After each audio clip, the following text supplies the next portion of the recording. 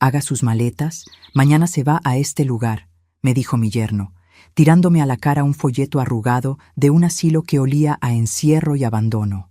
Soy Lucila, tengo 73 años, y me gano la vida arreglando relojes antiguos, devolviéndole el tiempo a lo que otros dan por muerto.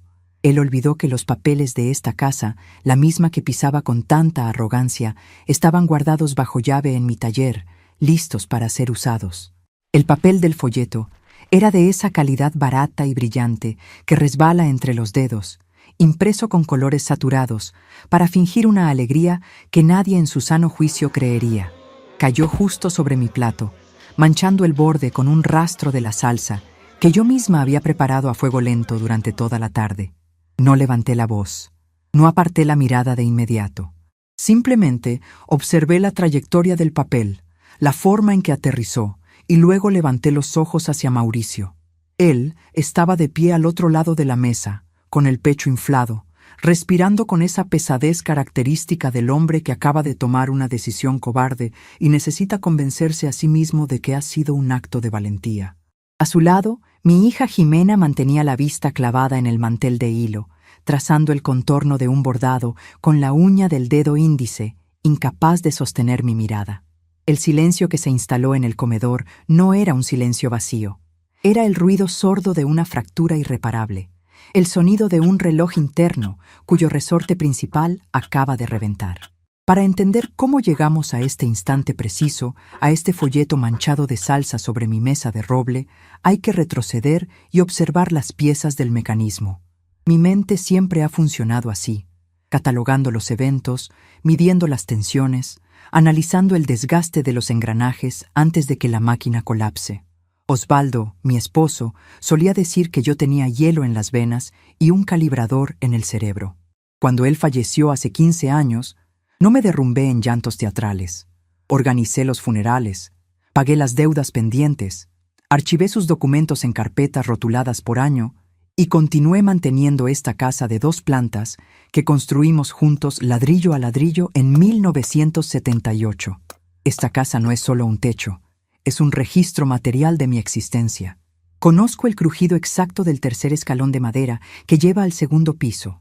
Sé cuántos minutos tarda el agua en calentarse en la tubería del baño principal. Conozco la inclinación de la luz del sol cuando entra por el ventanal de la sala a las 4 de la tarde en pleno invierno, iluminando el polvo que flota en el aire. Mauricio y Jimena se mudaron aquí hace 3 años y 4 meses. Lo sé con exactitud porque anoté la fecha en el margen de mi libro de cuentas.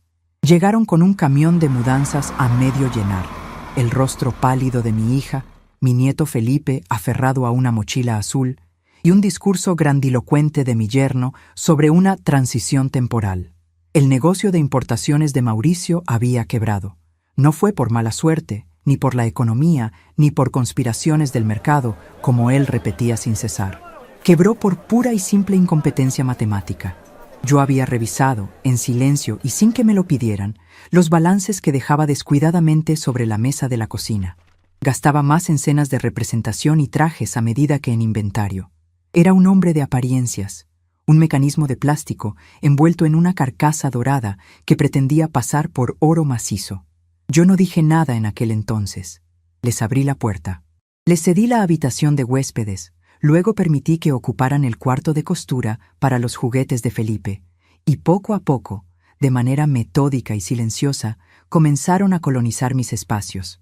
La invasión fue gradual, como la humedad que trepa por una pared mal sellada. Primero fueron los horarios. La casa entera tuvo que adaptarse al ritmo errático de Mauricio. Se levantaba al mediodía, exigiendo silencio absoluto durante la mañana porque, según él, trabajaba hasta la madrugada buscando inversionistas en Internet. Luego fueron las comidas. Jimena, agotada por sus dobles turnos en una oficina de seguros para cubrir los huecos financieros de su marido, dejó de cocinar.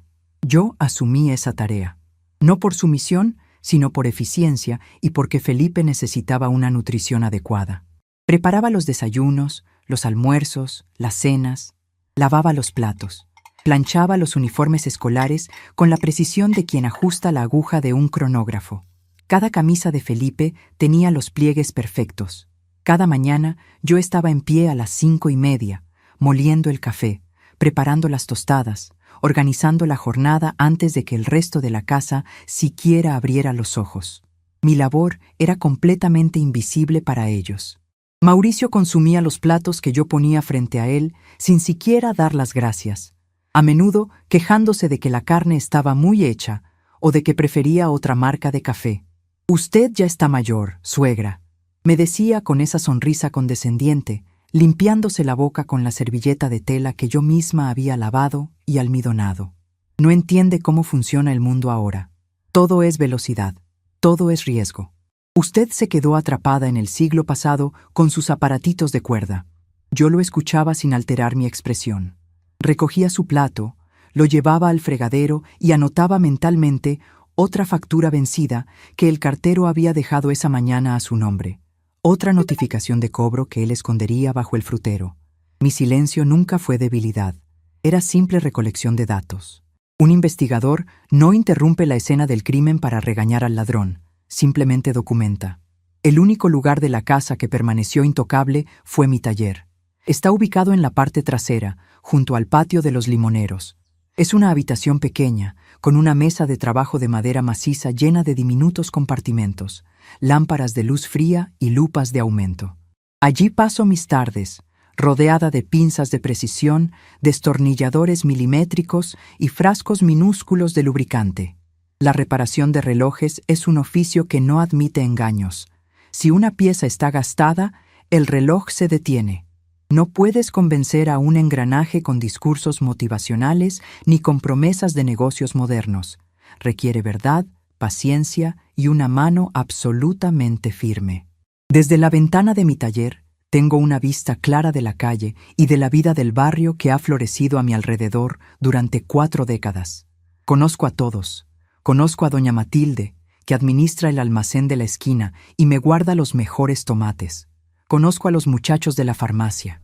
Y sobre todo, conozco a don Elías, el dueño de la agencia de bienes raíces que está a 3 cuadras. Un hombre serio con el que Osvaldo y yo compartimos innumerables domingos en la plaza. Mi vida está tejida en la red de estas calles. No soy una anciana aislada en una burbuja. Soy un nodo central en una comunidad que Mauricio, en su infinita arrogancia, desprecia por considerarla pueblerina.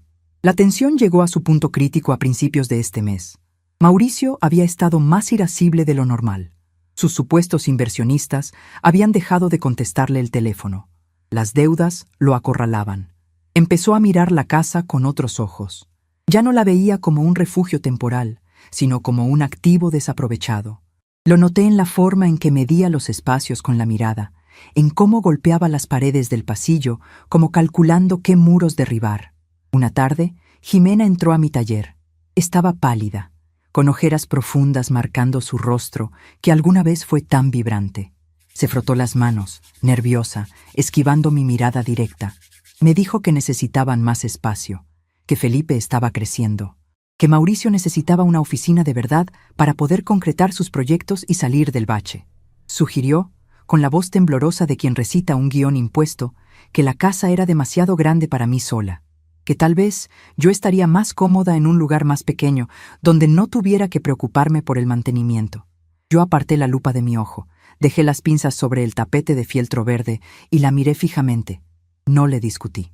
Solo le pregunté, con voz neutra, ¿quién iba a pagar ese supuesto lugar más pequeño si ellos ni siquiera podían cubrir la factura de la electricidad del mes en curso? Jimena bajó la cabeza y salió del taller sin responder. Ese fue el preludio, la confirmación de que el mecanismo de nuestra convivencia estaba a punto de colapsar. Y llegamos a la noche de hoy, jueves, 14 grados de temperatura en el exterior. La cena estaba servida. Yo había preparado estofado, el favorito de Felipe, aunque el niño estaba en su habitación terminando una tarea y aún no bajaba. Mauricio se sentó a la mesa sin lavarse las manos. Llevaba puesta una camisa que yo había planchado esa misma mañana. Jimena sirvió el agua, evitando hacer ruido con los vasos. El ambiente era espeso, cargado con esa electricidad estática que precede a una tormenta seca. Mauricio tomó un par de bocados, masticó con desgano y luego dejó caer los cubiertos sobre el plato haciendo un ruido metálico y agresivo. Se reclinó en la silla, Cruzó los brazos y clavó sus ojos en mí. «Suegra», empezó, usando ese tono de falso respeto que siempre precedía a una exigencia. «He estado haciendo cálculos. Esta situación ya no es sostenible. La casa está vieja, requiere reparaciones que usted no puede asumir, y nosotros necesitamos expandirnos. Tengo un proyecto en puerta que requiere que reciba clientes aquí, y la verdad, el ambiente no es el adecuado». Yo continué cortando un pequeño trozo de carne. Mis movimientos eran pausados. Lo miré a los ojos, esperando que terminara su monólogo ensayado. «Jimena y yo hemos tomado una decisión», continuó, y noté cómo mi hija se encogía un poco más en su silla al escuchar su nombre incluido en esa sentencia. «Es por su bien. Usted necesita descansar. Necesita un lugar donde la atiendan, donde no tenga que preocuparse por cocinar o limpiar. Usted ya es una persona mayor. Es un estorbo para el progreso de esta familia si se aferra a una casa que le queda inmensa». La palabra quedó flotando en el aire. Estorbo. Un término interesante viniendo de un hombre que llevaba 39 meses viviendo bajo mi techo, comiendo mi comida, usando mi agua caliente y durmiendo en camas que yo compraba. Un hombre cuyos únicos ingresos demostrables en los últimos 3 años habían sido las mentiras que le contaba a su esposa. No sentí indignación emocional. Sentí la frialdad de un diagnóstico confirmado. Mi análisis era correcto. El parásito había decidido que era hora de devorar al huésped para sobrevivir. Fue entonces cuando metió la mano en el bolsillo interior de su chaqueta y sacó el papel. Lo desdobló con un movimiento brusco y lo arrojó sobre la mesa. El folleto se deslizó por el mantel hasta chocar con mi plato. «Residencias El Atardecer», decía en letras cursivas y doradas, acompañadas de la fotografía de unos ancianos sonriendo en un jardín sintético. Sabía exactamente qué lugar era ese. Quedaba a las afueras de la ciudad, un depósito de ancianos olvidados financiado por el Estado, conocido por su falta de personal y su olor a desinfectante industrial. Era el lugar más barato que pudo encontrar. «Haga sus maletas, mañana se va a este lugar», pronunció, remarcando cada sílaba para darse autoridad. «Ya llamé hoy por la tarde y tienen una cama disponible. Hemos decidido que vamos a hipotecar esta casa para inyectar capital a mi nueva empresa. Usted firmará los papeles de cesión de derechos mañana mismo por la mañana antes de irse. No se preocupe, yo me encargo del trámite». El silencio que siguió fue absoluto. Podía escuchar el tic-tac del reloj de pared a mis espaldas. Era un reloj de péndulo que yo misma había ajustado hace una década. Perdía apenas 2 segundos al mes. Miré el folleto. Luego miré a Jimena, mi hija, la niña a la que le había enseñado a leer, la mujer a la que había sostenido cuando lloraba de cansancio. Mantenía la cabeza gacha. No había sorpresa en su rostro. Lo sabía. Había consentido. El peso de esa traición dolió, por supuesto, pero mi mente analítica rápidamente encapsuló el dolor para procesarlo más tarde. En este momento no había espacio para lágrimas. Había un problema operativo que resolver. «¿Tú estás de acuerdo con esto, Jimena?», pregunté. Mi voz salió clara, sin temblores, con la precisión de un bisturí. Ella tragó saliva, movió los labios un par de veces antes de que saliera el sonido. «Mamá, Mauricio tiene razón, es lo mejor para todos. Necesitamos el dinero de la casa para salir adelante. Tú estarás bien cuidada allí. Nosotros iremos a visitarte los domingos». Asentí lentamente. Un solo movimiento de cabeza. La evidencia estaba completa. El caso estaba cerrado. Mauricio me miraba con una sonrisa a medias, convencido de que mi falta de histeria era una señal de rendición. Esperaba gritos, esperaba súplicas, esperaba la fragilidad de una anciana asustada. No entendía que mi calma era el resultado de saber exactamente cuántas cartas tenía en la mano y de conocer el reglamento del juego mejor que él. «Mañana», repetí en un susurro, casi para mí misma. «Mañana a primera hora», confirmó él, golpeando la mesa con los nudillos. «Así que le sugiero que vaya empacando sus cosas. No necesita llevar mucho. Allá le dan uniforme». No dije una palabra más. Me levanté de la silla de roble. No empujé el plato, no tiré el folleto, no hice ningún gesto de rabia. Simplemente me incorporé con la espalda recta, alisando la falda de mi vestido. Caminé hacia el pasillo que conducía a las habitaciones. Detrás de mí, escuché a Mauricio exhalar ruidosamente, diciendo algo sobre lo fácil que había sido, y te dije que la vieja no iba a dar problemas. Entré a mi dormitorio y cerré la puerta sin hacer ruido. Encendí la lámpara de noche. La luz amarilla bañó la cama perfectamente tendida, el armario de madera oscura, la cómoda donde guardaba mis fotografías. Fui directamente al rincón donde guardo mis maletas. Saqué una pequeña, de cuero marrón, resistente y práctica. La abrí sobre la cama. Mi mente trabajaba con una eficiencia glacial. No empacaba por obediencia, empacaba por estrategia. Guardé 3 mudas de ropa, un par de zapatos cómodos, mis artículos de aseo personal. Luego, caminé hacia mi taller, que estaba conectado a mi habitación por una puerta interior. El taller estaba a oscuras, iluminado solo por la farola de la calle que se filtraba por la ventana. Fui directo a la caja fuerte empotrada detrás del estante de los repuestos. Introduje la combinación de memoria: 4 giros a la derecha, 2 a la izquierda, 1 a la derecha. El pesado mecanismo se dio con un chasquido sordo. De su interior saqué una gruesa carpeta plástica. Adentro estaban las escrituras de la casa, los títulos de propiedad, los registros de impuestos, todo a mi nombre, impecablemente al día. Mauricio, en su estupidez supina, había asumido que al estar casada con Osvaldo, la casa había pasado automáticamente a un limbo legal manejable tras su muerte. Nunca se tomó la molestia de investigar que la propiedad fue adquirida únicamente a mi nombre desde el primer día, con dinero de mi propia herencia familiar, y que él no tenía ninguna autoridad legal para hipotecar ni siquiera un ladrillo del muro exterior. También saqué mi estuche de herramientas principal, mis pinzas favoritas, mis lupas, el calibre digital, las cosas que me definían. Metí la carpeta y el estuche en la maleta, cerré la cremallera, me puse mi abrigo de lana gris, me ajusté la bufanda al cuello y tomé el asa de la maleta. Salí de la habitación y caminé por el pasillo hacia la puerta principal. Al pasar por el arco del comedor, me detuve un instante. Ellos seguían sentados allí. Mauricio estaba sirviéndose otra copa de vino, riendo de algo, ya celebrando su victoria imaginaria. Jimena tenía la mirada perdida en la pared. Ninguno de los dos me vio en la penumbra del pasillo. Miré la escena como quien observa el funcionamiento defectuoso de una maquinaria que ya no tiene arreglo. Había pasado 3 años lubricando sus engranajes, absorbiendo su fricción, manteniendo este hogar funcionando a costa de mi propia energía. Y esta era la moneda de cambio. Un asilo de caridad y un robo patrimonial. No sentí lástima por mí. Sentí una profunda y fría lástima por ellos, por la ignorancia de creer que podían descartarme como a un mueble viejo sin enfrentar las consecuencias de la gravedad. Giré sobre mis talones. Llegué a la puerta principal de madera maciza.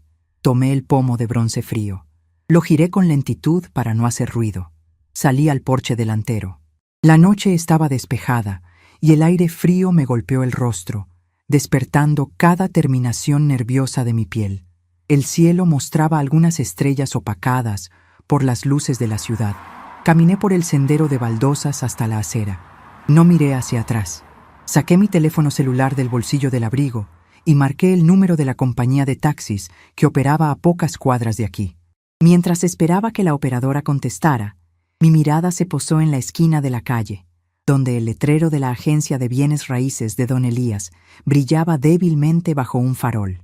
La red de mi comunidad estaba allí, dormida pero presente, esperando ser activada con la primera luz del alba. El taxi llegó en menos de 5 minutos.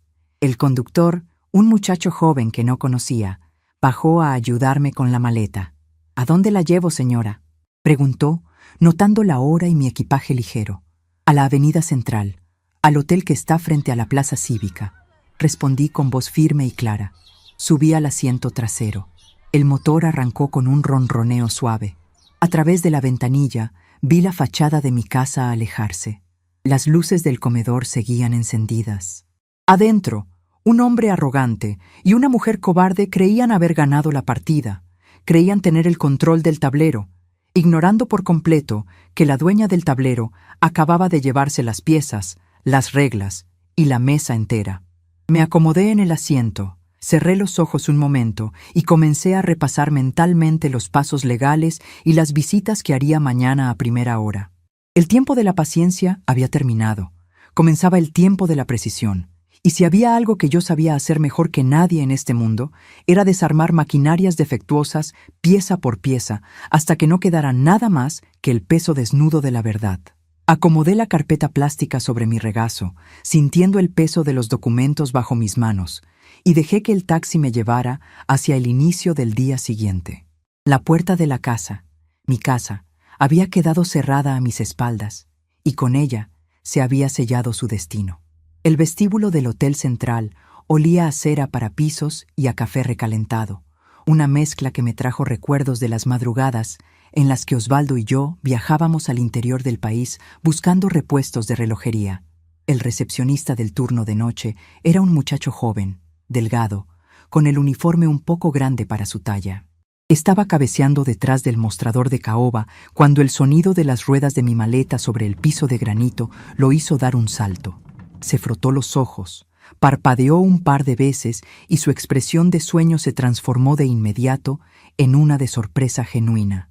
«¿Doña Lucila?», preguntó, enderezándose rápidamente y ajustándose la corbata. «¿Qué hace usted por aquí a estas horas?». Lo reconocí al instante.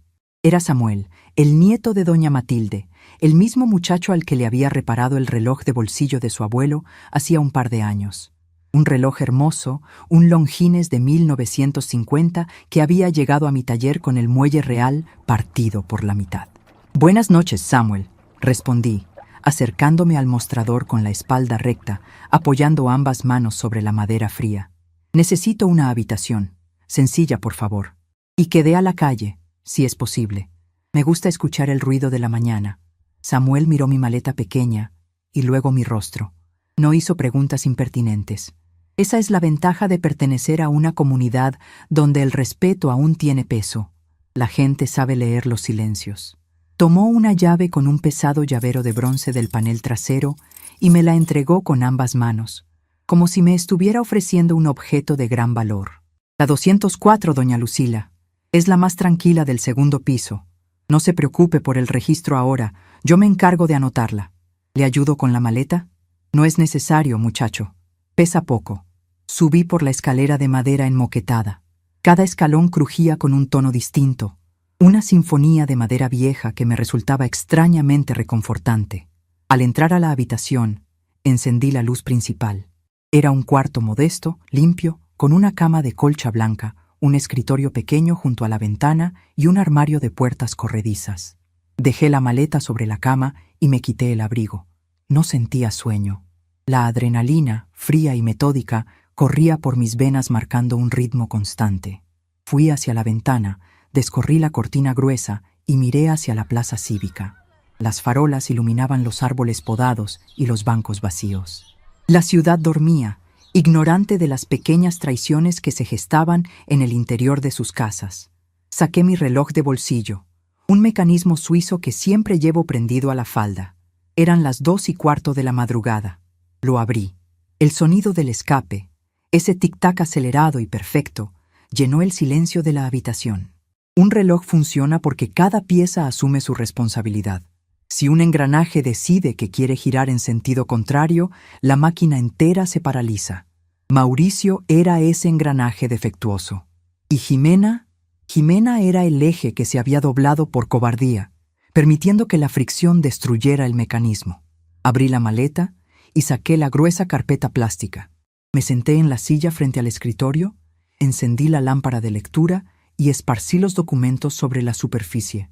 Allí estaba mi vida en papel, la escritura original de 1978, con los sellos notariales oscurecidos por el tiempo, el certificado de libertad y tradición actualizado por pura costumbre hacía apenas 6 meses, los recibos del impuesto predial, todos pagados a mi nombre. Acaricié el papel rugoso de la escritura.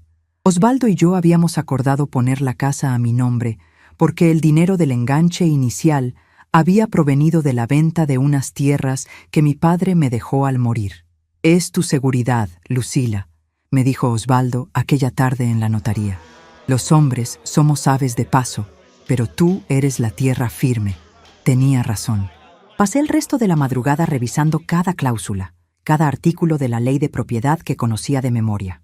Mauricio había asumido que el silencio de una anciana era sinónimo de ignorancia.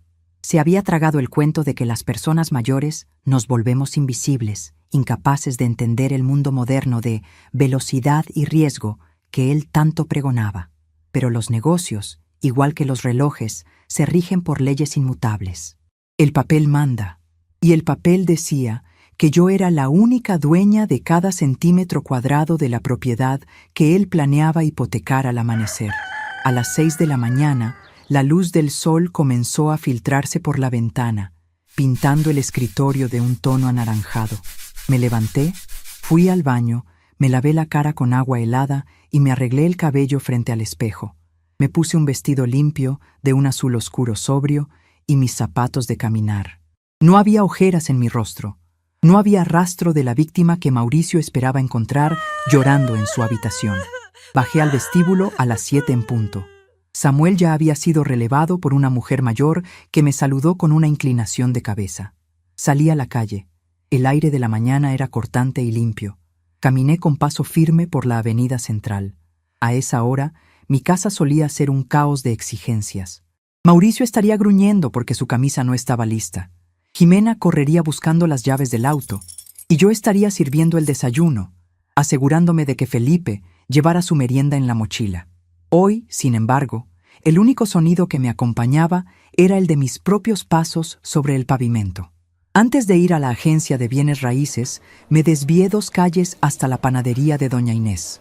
Era un local de toda la vida, con vitrinas de vidrio empañadas por el calor de los hornos y el olor a pan recién horneado inundando la cuadra. Al entrar, la campanilla de la puerta anunció mi llegada. Doña Inés, una mujer robusta con los brazos enharinados, levantó la vista desde la caja registradora. «¡Milagro de Dios, Lucila!», exclamó, limpiándose las manos en el delantal. «Hace meses que no te veo por aquí tan temprano. Siempre mandas a ese yerno tuyo, o vienes tú corriendo por las tardes». «Buenos días, Inés. Las rutinas cambian», respondí con una sonrisa suave, acercándome al mostrador. «Dame un café negro, por favor. Fuerte». Inés me sirvió el café en una taza de loza gruesa y me la acercó junto con un pan de queso humeante. Me miró con esa perspicacia que solo dan los años de estar detrás de un mostrador, observando a la gente del barrio. «Te veo distinta, Lucila. Tienes cara de ir a la guerra, pero con el uniforme planchado». Le di un sorbo al café. El calor me recorrió el pecho, asentando mis ideas. «Inés, quiero hacerte una pregunta, y necesito que seas sincera. ¿Mauricio te debe dinero de los desayunos que viene a buscar los fines de semana?» La mujer suspiró. Su expresión se endureció y cruzó los gruesos brazos sobre su pecho. Miró hacia la calle antes de responder, bajando la voz. «Ese hombre es un fantoche, Lucila. Te lo digo con todo el respeto porque es el marido de tu muchacha. Me debe más de 2 meses de pan, jamón y quesos caros. Siempre viene con el cuento de que no trae su billetera, de que sus inversionistas le depositan el lunes, de que tiene el dinero bloqueado en una cuenta extranjera. Se lo fío por ti, porque sé que tú siempre respondes. Pero la verdad ya me tiene cansada con sus aires de grandeza». Asentí lentamente. Mi diagnóstico se confirmaba en cada rincón del barrio. Abrí mi bolso, saqué mi billetera y extraje varios billetes de alta denominación. Los puse sobre el mostrador de vidrio.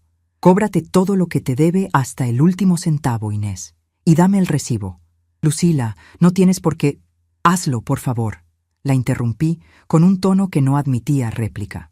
«Y escúchame bien, a partir de este momento no le fíes ni un solo pan más. Si Mauricio entra por esa puerta pidiendo crédito, le dices que su cuenta está cerrada, que pague en efectivo o que se vaya con las manos vacías». Inés me miró a los ojos durante un largo segundo, comprendiendo que algo estructural se había roto. Asintió, tomó los billetes y comenzó a marcar en la registradora. Me entregó el cambio y un recibo detallado con el nombre de Mauricio escrito en la parte superior. Guardé el papel en mi bolso con la misma precisión con la que guardo un engranaje minúsculo. Terminé mi café, me despedí de Inés y salí nuevamente a la calle. Eran las 8 menos cuarto. La agencia de bienes raíces de don Elías estaba a solo 3 cuadras de allí, en una esquina privilegiada del bulevar principal. Cuando llegué, don Elías estaba levantando la persiana metálica de su local. Era un hombre de 75 años, de postura impecable, cabello completamente blanco y unos tirantes que le daban un aire de notario de época. Al verme plantada en la acera, con mi carpeta plástica bajo el brazo, detuvo su tarea y se ajustó los anteojos. «¿Lucila? ¡Qué sorpresa!», dijo, acercándose para darme un beso en la mejilla. «Pasa, pasa. Hace frío aquí afuera». Estaba por preparar la primera cafetera del día. «Ya tomé café, Elías, pero te acepto el espacio. Necesito hablar contigo de urgencia». Entramos a la oficina. Era un lugar ordenado, lleno de archivadores de metal, mapas de zonificación en las paredes y una gran mesa de reuniones en el centro. Elías encendió las luces, se quitó el abrigo y se sentó detrás de su escritorio, indicándome con la mano que tomara asiento frente a él. Notó mi postura rígida y la forma en que aferraba la carpeta. «Tú no vienes a hablar de los viejos tiempos, ¿verdad?», preguntó, entrelazando los dedos sobre la mesa, su tono volviéndose inmediatamente profesional. «¿Qué sucede, Lucila?». Colocé la carpeta sobre su escritorio y la abrí. El olor a papel antiguo llenó el espacio entre nosotros. Mauricio me tiró a la cara un folleto del asilo El atardecer anoche. Comencé, sin rodeos, con la voz nivelada. Me ordenó empacar mis maletas porque hoy a primera hora me enviaba allí.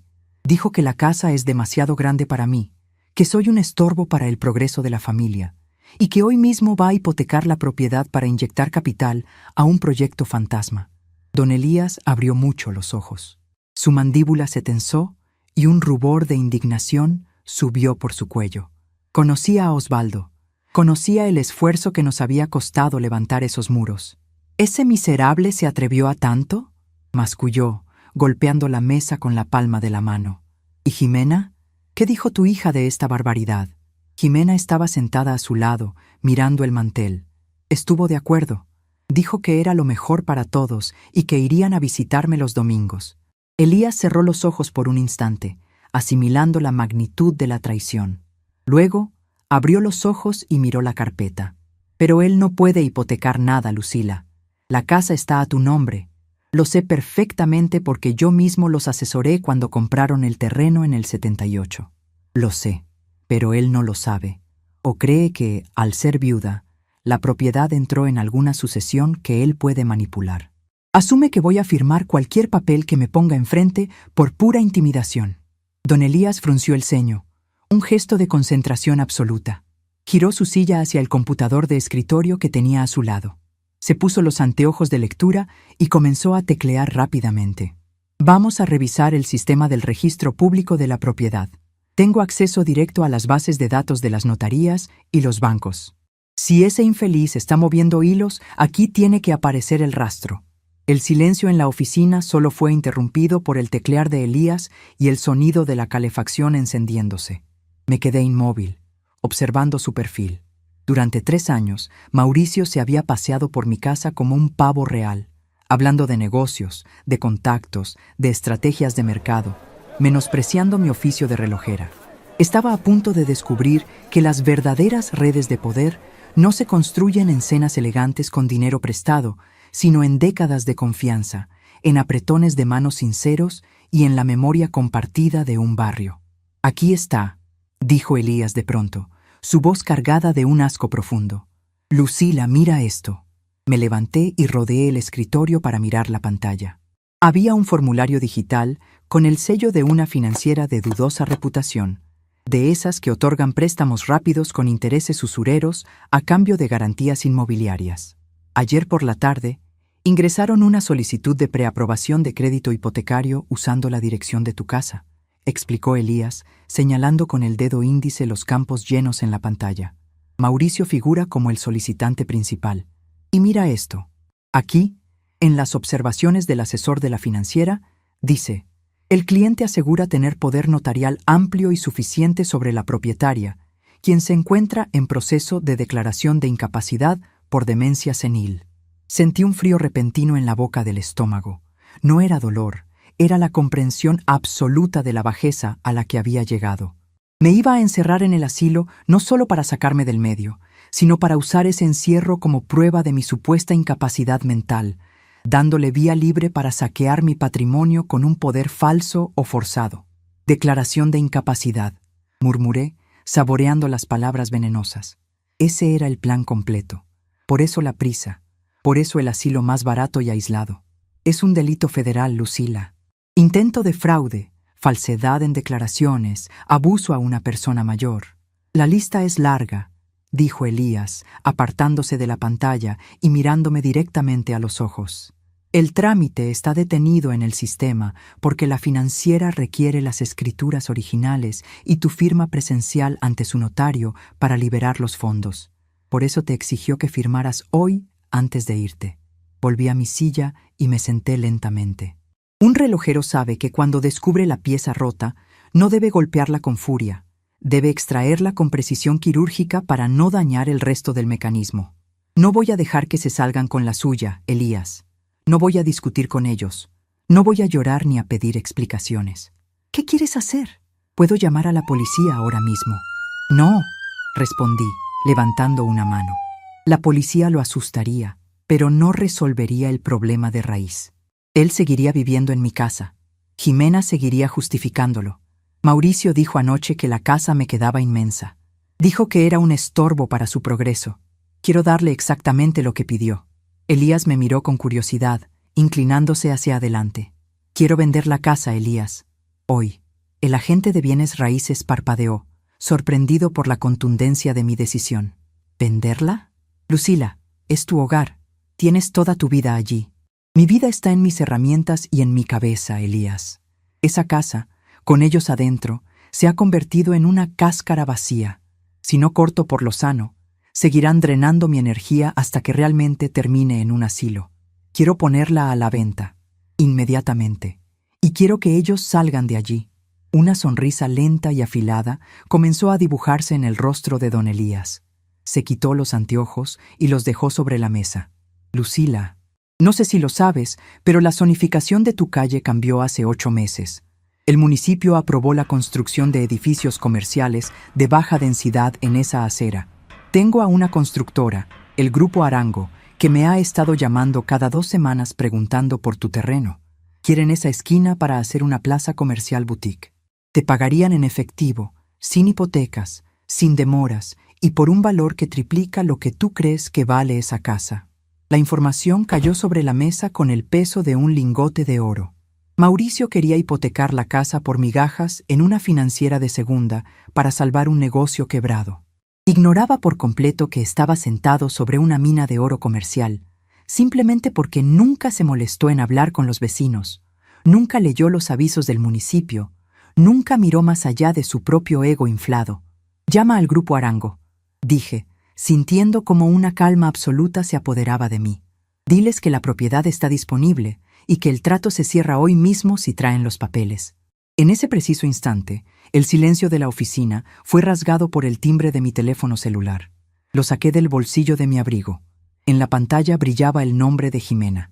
Miré a Elías y le hice un gesto para que guardara silencio. Deslicé el dedo por la pantalla y me llevé el aparato a la oreja.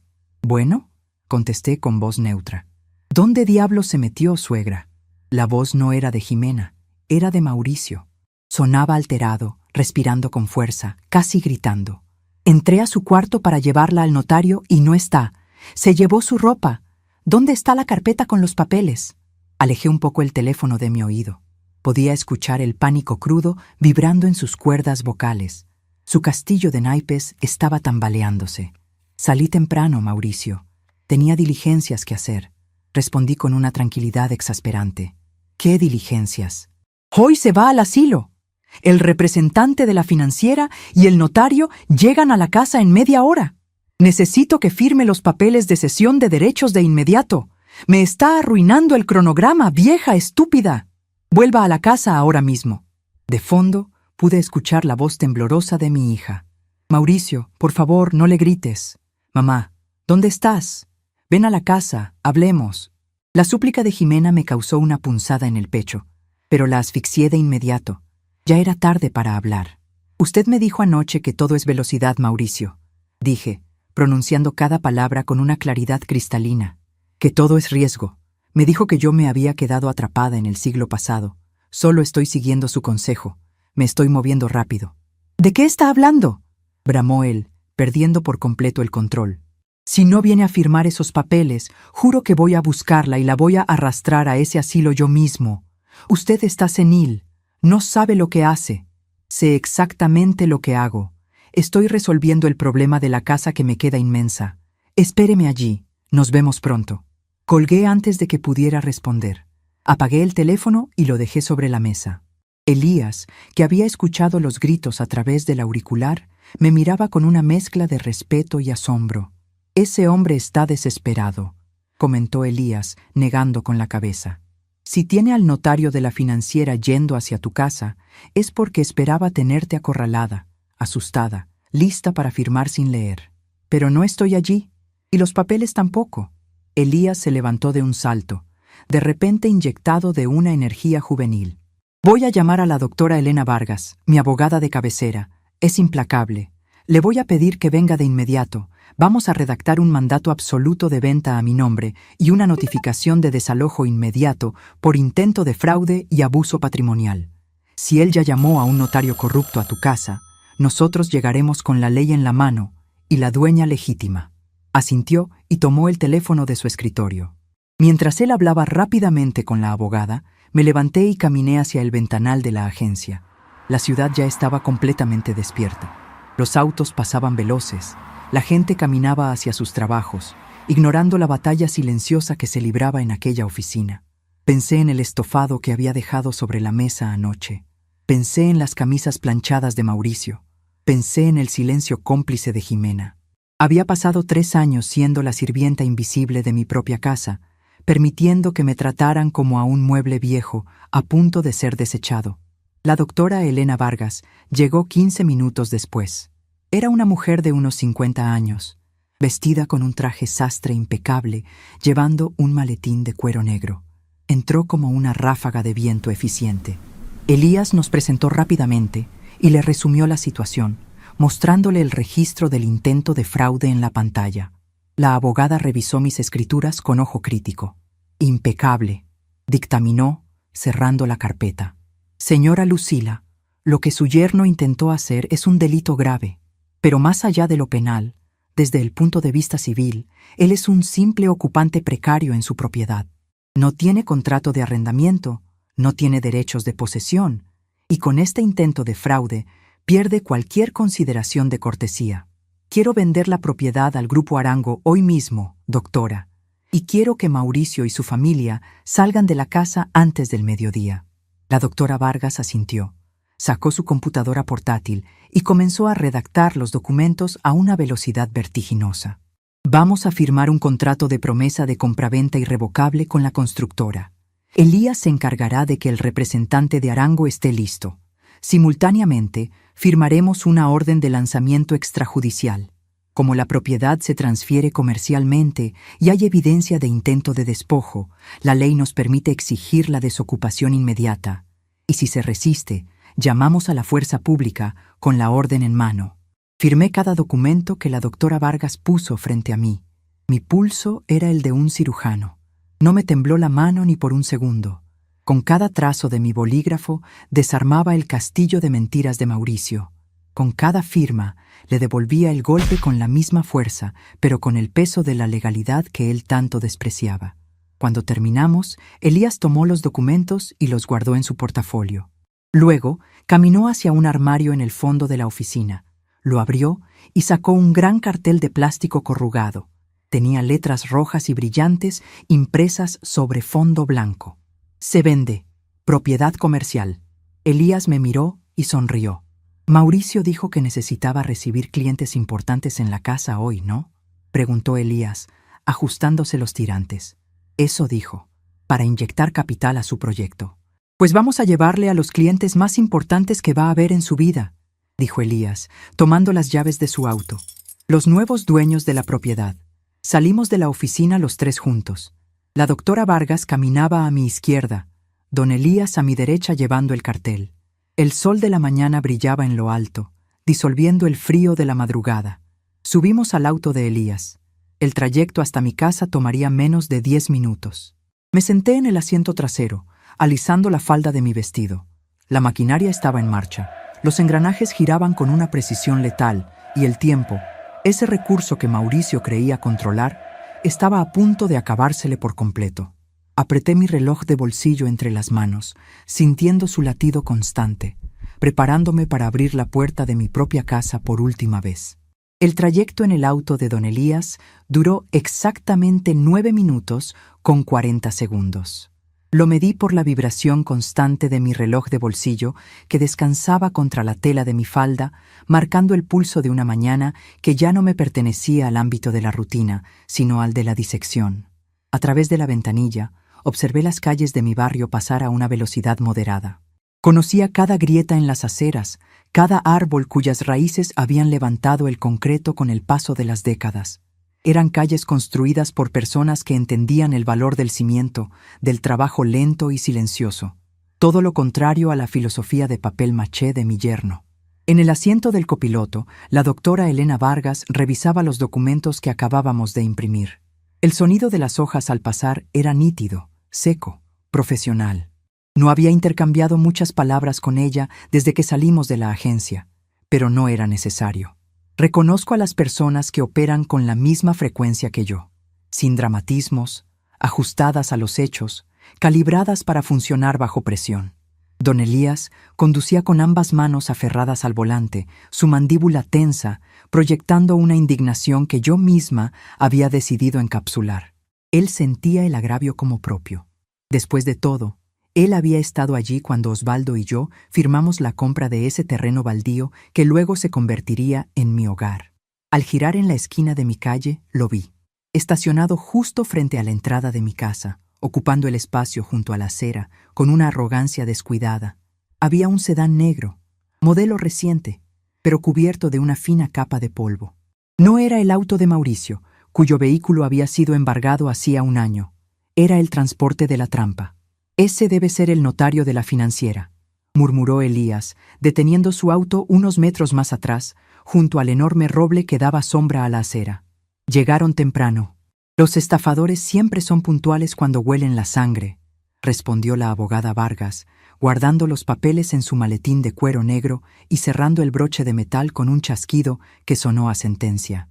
«Señora Lucila, le recuerdo nuestra estrategia. Usted no entra en debates. Usted es la propietaria legítima ejerciendo su derecho.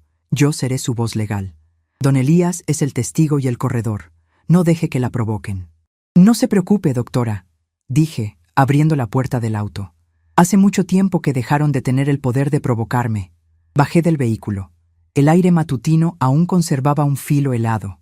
Caminé hacia la reja de hierro forjado de mi casa, la misma que Osvaldo pintaba cada 2 veranos. Detrás de mí, escuché los pasos firmes de la abogada y el sonido del baúl del auto de Elías abriéndose para sacar el cartel de plástico corrugado. No me detuve a esperarlos.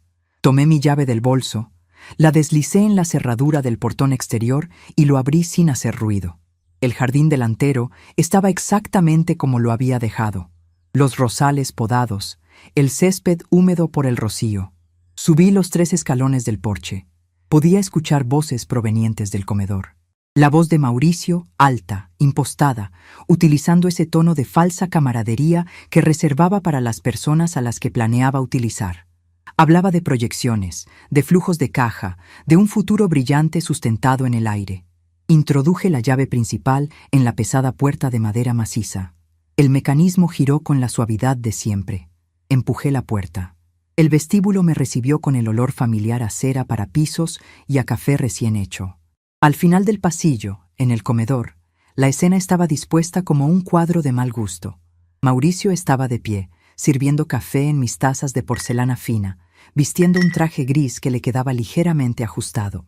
Sentado a la cabecera de mi mesa de roble, ocupando el lugar que solía ser de Osvaldo, había un hombre de unos 50 años, de aspecto sudoroso a pesar del frío, con un traje barato y un maletín abierto del que sobresalían gruesos fajos de papel. Y en la esquina, encogida en una silla junto a la vitrina, estaba Jimena, sosteniendo una taza con ambas manos, mirando el líquido oscuro como si pudiera encontrar allí una salida de emergencia. El sonido de mis pasos sobre la madera hizo que los 3 giraran la cabeza casi al unísono. Mauricio congeló su sonrisa. La cafetera de cristal quedó suspendida en el aire por un segundo antes de que la bajara bruscamente sobre la mesa, derramando unas gotas sobre el mantel bordado. «Hasta que por fin aparece», exclamó, avanzando 2 pasos hacia mí, inflando el pecho para recuperar su falsa autoridad. «Pensé que se había perdido en la calle, suegra. Le dije que no saliera. El licenciado Morales lleva 20 minutos esperándola». El hombre sentado a la mesa se acomodó los lentes y me dirigió una sonrisa condescendiente, de esas que se reservan para los niños pequeños o para los ancianos a los que se considera mentalmente ausentes. «Buenos días, señora Lucila», dijo el licenciado Morales con una voz aceitosa. Su yerno me comentó que salió a dar su paseo matutino. «Es bueno caminar, ayuda a la circulación. Venga, siéntese aquí conmigo. Solo necesitamos un par de firmitas para arreglar los asuntos de la casa, y luego podrá irse tranquila a su nuevo hogar. Tenemos todo listo para su traslado». No respondí de inmediato.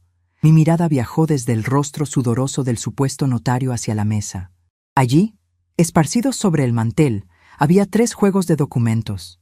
Aunque estaba a varios pasos de distancia, mis ojos, entrenados durante décadas para leer las minúsculas inscripciones en las esferas de los relojes suizos, captaron las palabras clave en los encabezados: Poder notarial amplio, cesión de derechos patrimoniales, y asomando debajo de una grapa, un documento con el membrete de una clínica privada que nunca había pisado: certificado de evaluación cognitiva.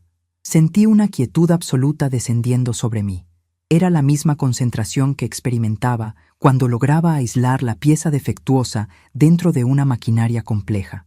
El certificado falso era la prueba final. Habían comprado a un médico para que declarara mi incapacidad. Jimena, mi propia hija, había estado de acuerdo en firmar un papel que me declaraba demente, con tal de no enfrentar la ira y el fracaso de su marido. Miré a Jimena. Ella levantó la vista por un microsegundo, sus ojos inyectados en una mezcla de culpa y terror, y volvió a clavar la mirada en su taza. En ese instante fugaz, mi mente retrocedió en el tiempo con la fuerza de un resorte liberado. La vi a los 10 años. Había entrado a mi taller sin permiso, buscando unas tijeras, y en su torpeza infantil había tirado al suelo un reloj de carruaje francés del siglo XIX que yo estaba restaurando. El cristal se hizo añicos, la esfera de esmalte se agrietó. En lugar de decírmelo, Jimena barrió los cristales, escondió el reloj detrás de unas cajas y fingió que nada había pasado. Pasé 3 días buscando la pieza, angustiada por la pérdida de un objeto que no me pertenecía. Cuando finalmente lo encontré y la confronté, ella no lloró de arrepentimiento. Lloró porque había sido descubierta.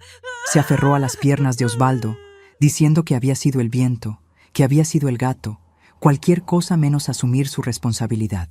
Esa noche, Osvaldo se sentó con ella en la orilla de su cama y le dijo algo que nunca olvidé. «El cristal protege las agujas, Jimena.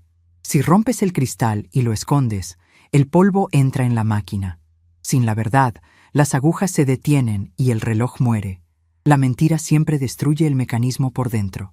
Ella asintió esa noche, pero nunca aprendió la lección. Creció evadiendo las consecuencias, buscando siempre un escudo que la protegiera de la realidad.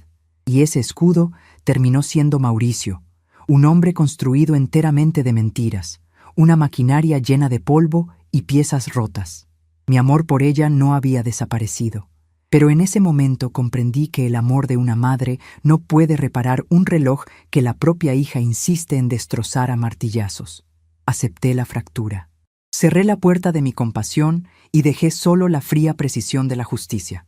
«No voy a sentarme, licenciado Morales», dije, mi voz resonando clara y firme en la acústica del comedor. «Y tampoco voy a firmar nada». Mauricio soltó una carcajada seca, forzada. «Suegra, por favor, no empiece con sus episodios. Anoche lo hablamos. Usted ya no está en condiciones de tomar decisiones». Se giró hacia el notario con un gesto de disculpa simulada. «Se lo advertí, licenciado. Hay días en los que amanece lúcida y días en los que la demencia senil le hace imaginar que todavía tiene 30 años». Fue entonces cuando la puerta principal, que yo había dejado entreabierta, se abrió por completo. La abogada Elena Vargas entró al comedor, seguida de cerca por don Elías. El sonido de los tacones de la doctora Vargas sobre la madera resonó como un martillo judicial. La sonrisa de Mauricio se borró de golpe. Sus ojos saltaron de la abogada al rostro familiar de Elías. «¿Qué significa esto?», preguntó Mauricio, su voz perdiendo un poco de su volumen. «¿Qué hace este señor aquí en mi casa? ¿Y quién es usted?». La doctora Vargas no se detuvo hasta llegar al borde de la mesa de roble. Colocó su maletín de cuero sobre la superficie, justo al lado de los papeles fraudulentos del licenciado Morales. Lo hizo con una lentitud deliberada, reclamando el espacio físico de la mesa. «Buenos días», dijo la abogada, con un tono que no admitía réplicas. «Soy la doctora Elena Vargas, representante legal de la señora Lucila. Y esta no es su casa, señor Mauricio. Es la propiedad exclusiva de mi clienta, de la cual usted es un simple ocupante sin título». El licenciado Morales se removió en su silla, repentinamente incómodo. La humedad en su frente pareció multiplicarse. Miró a la doctora Vargas, luego a los papeles sobre la mesa, y sutilmente comenzó a juntarlos hacia su lado. «Esto es un asunto familiar privado, abogada», intentó intervenir Mauricio, dando un paso hacia adelante, tratando de usar su estatura para intimidar. «Mi suegra tiene un diagnóstico médico. No está en pleno uso de sus facultades mentales. Nosotros, como su familia, estamos velando por su bienestar patrimonial. Le sugiero que se retire antes de que llame a la policía por allanamiento». La doctora Vargas ni siquiera parpadeó. Abrió su maletín y sacó un folder azul. «Por favor, llame a la policía», respondió Vargas extendiendo la mano hacia el teléfono fijo que descansaba en la mesita auxiliar. «Nos ahorraría el trámite de ir a la comisaría a presentar la denuncia penal por intento de fraude, falsificación de documentos médicos y tentativa de despojo en contra de una persona de la tercera edad. Delitos que, por cierto, conllevan penas de prisión sin derecho a fianza en este estado». El silencio cayó sobre el comedor con el peso de una losa de plomo. El tic-tac del reloj de pared, mi reloj de péndulo perfectamente calibrado, se convirtió en el único sonido de la habitación. La mirada de la abogada Vargas se desvió entonces hacia el hombre sentado a la mesa. «Licenciado Morales, supongo», dijo ella, leyendo el nombre en la carpeta que el hombre intentaba esconder. «Conozco a todos los notarios adscritos a este distrito, y su rostro no me resulta familiar, lo que me hace deducir que usted es un corredor de alguna financiera de tercer nivel, operando fuera de la jurisdicción y facilitando firmas bajo coerción. ¿Me equivoco?». Morales tragó saliva con tanta fuerza que su nuez de Adán pareció saltar. Sabía que había sido acorralado. En el mundo de los estafadores de poca monta, la regla principal es la supervivencia del más cobarde. Cuando la luz se enciende, las cucarachas huyen. Yo solo fui contratado para certificar unas firmas mutuas», tartamudeó Morales, poniéndose de pie apresuradamente, metiendo los documentos en su maletín con manos temblorosas. «A mí me aseguraron que la propietaria estaba en pleno acuerdo y que el certificado médico era legítimo. Si hay un conflicto de intereses o un tema legal pendiente, yo me retiro inmediatamente. Mi financiera no participa en litigios de esta naturaleza». «Morales, siéntese», gritó Mauricio, el pánico filtrándose finalmente a través de su fachada de control. «Usted no se va a ninguna parte. Tenemos un acuerdo. El crédito ya está preaprobado». «El crédito está cancelado, señor», replicó Morales, cerrando su maletín de golpe. «Resuelva sus problemas familiares. Con permiso». Morales ni siquiera me miró al pasar por mi lado. Caminó a zancadas rápidas por el pasillo y salió por la puerta principal, dejándola abierta. Segundos después, escuchamos el motor de su sedán negro arrancar y los neumáticos rechinar contra el asfalto. El castillo de naipes de Mauricio se había derrumbado en menos de 3 minutos. Lo vi respirar con dificultad, sus puños apretados a los costados de su cuerpo. Su mente, acostumbrada a manipular la realidad a su antojo, estaba sufriendo un cortocircuito al enfrentarse a una fuerza inamovible. Se giró hacia mí, su rostro enrojecido, las venas de su cuello marcadas. «¿Usted hizo esto?», bramó, perdiendo cualquier rastro de ese falso respeto que usaba como máscara. «Vieja egoísta, arruinó mi única oportunidad de salvar a esta familia. Sin ese dinero lo vamos a perder todo. Yo iba a multiplicar ese capital, iba a darnos una vida de verdad, no esta miseria de barrio viejo». No, Mauricio, intervine, dando un paso hacia él, mi voz baja pero cortante como el filo de un bisturí. Usted no iba a salvar a nadie. Usted iba a tapar los agujeros de su propia incompetencia con los ladrillos de mi casa. Iba a robarse el único patrimonio seguro que tiene su esposa y su hijo para seguir jugando al empresario exitoso. Usted es un mecanismo roto, y yo no permito piezas defectuosas en mi propiedad. Jimena sollozó desde su rincón. Fue un sonido lastimero, agudo. «Mamá, por favor», suplicó ella, levantándose finalmente de la silla, con las manos juntas frente a su pecho. «Entiéndelo, estábamos desesperados. Mauricio me juró que el negocio iba a funcionar esta vez, que el asilo sería solo por unos meses, hasta que compráramos un apartamento nuevo con las ganancias. Tú no entiendes de negocios, mamá. Todo es un riesgo». La miré. Realmente la miré, buscando algún rastro de la mujer adulta que debería ser, y solo encontré a la niña asustada, escondiendo los cristales rotos. «El riesgo se toma con el dinero propio, Jimena», le respondí, sin alterar mi expresión. «Cuando se toma con el dinero ajeno, a escondidas y bajo engaños, no se llama negocio, se llama robo. Y el hecho de que tú hayas estado dispuesta a encerrarme en un asilo de caridad para financiar sus delirios es una factura que no voy a pagar. Mauricio, en un último intento de recuperar el control mediante la violencia pura, golpeó la mesa con ambos puños, haciendo saltar las tazas de porcelana. «Pues no nos vamos a ir», rugió, con la saliva salpicando sus labios. «A ver cómo nos saca. Llevamos 3 años viviendo aquí. La ley nos protege. No me importa lo que diga su abogada de pacotilla. De aquí no me muevo hasta que me dé mi parte». Fue entonces cuando don Elías, que había permanecido en silencio observando la dinámica, dio un paso al frente. Llevaba el gran cartel de plástico corrugado bajo el brazo. Lo desenrolló con un movimiento fluido y lo colocó de pie sobre la mesa de roble, apoyado contra el jarrón del centro. Las letras rojas y brillantes capturaron la luz de la mañana. «Se vende. Propiedad comercial de alta densidad. Grupo Arango». Mauricio miró el cartel. Sus ojos se entrecerraron, tratando de procesar las palabras. Su cerebro se atascó en la palabra comercial.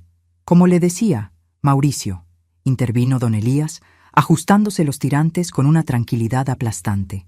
«Usted habla mucho de negocios, pero parece que no hace su tarea. El municipio cambió la zonificación de esta cuadra hace 8 meses. Su suegra no está sentada sobre una casa vieja. Está sentada sobre un terreno comercial de primer nivel. El Grupo Arango, la constructora más grande de la ciudad, lleva medio año intentando comprar esta esquina para levantar una plaza boutique». La mandíbula de Mauricio cayó levemente. El color rojo de su ira fue reemplazado gradualmente por una palidez enfermiza. Estaba calculando. Podía ver los números girando en sus pupilas. «¿Comercial?», murmuró Mauricio, su arrogancia desinflándose como un globo perforado. ¿Cuánto vale esta propiedad?» «Unos 3 millones por encima del avalúo residencial que usted intentaba usar para su estafita con la financiera», respondió Elías sin piedad. «Dinero en efectivo, sin hipotecas, sin intermediarios de dudosa reputación. La señora Lucila acaba de firmar la promesa de compraventa irrevocable en mi oficina hace exactamente 40 minutos. La casa ya está vendida». El impacto de la revelación golpeó a Mauricio con la fuerza física de un tren de carga. Se tambaleó ligeramente hacia atrás, chocando contra el trinchador. El hombre que se jactaba de tener visión empresarial, el hombre que me llamaba estorbo y me mandaba a un asilo por no entender el mundo moderno, acababa de darse cuenta de que había intentado malbaratar una mina de oro por unas cuantas monedas de cobre, simplemente por su absoluta ignorancia y su desprecio hacia el entorno que lo rodeaba. Jimena se llevó ambas manos al rostro, emitiendo un gemido sordo. Ella también entendió la magnitud del error matemático. La doctora Vargas aprovechó la parálisis de ambos para asestar el golpe final. Extrajo del folder azul un documento con sellos rojos oficiales y lo deslizó sobre la mesa justo frente a Mauricio. «Este es un aviso de desalojo extraordinario por transferencia comercial inmediata, respaldado por la denuncia de intento de fraude que ya está en curso en el sistema judicial», explicó la abogada con una frialdad clínica. Al no existir un contrato de arrendamiento y al tratarse de una venta comercial corporativa, los nuevos propietarios, el Grupo Arango, exigen la entrega física del inmueble libre de ocupantes el día de hoy. Mauricio levantó la vista del papel, sus ojos desorbitados, buscando mi mirada en un intento patético de apelar a una misericordia que él mismo había asesinado la noche anterior.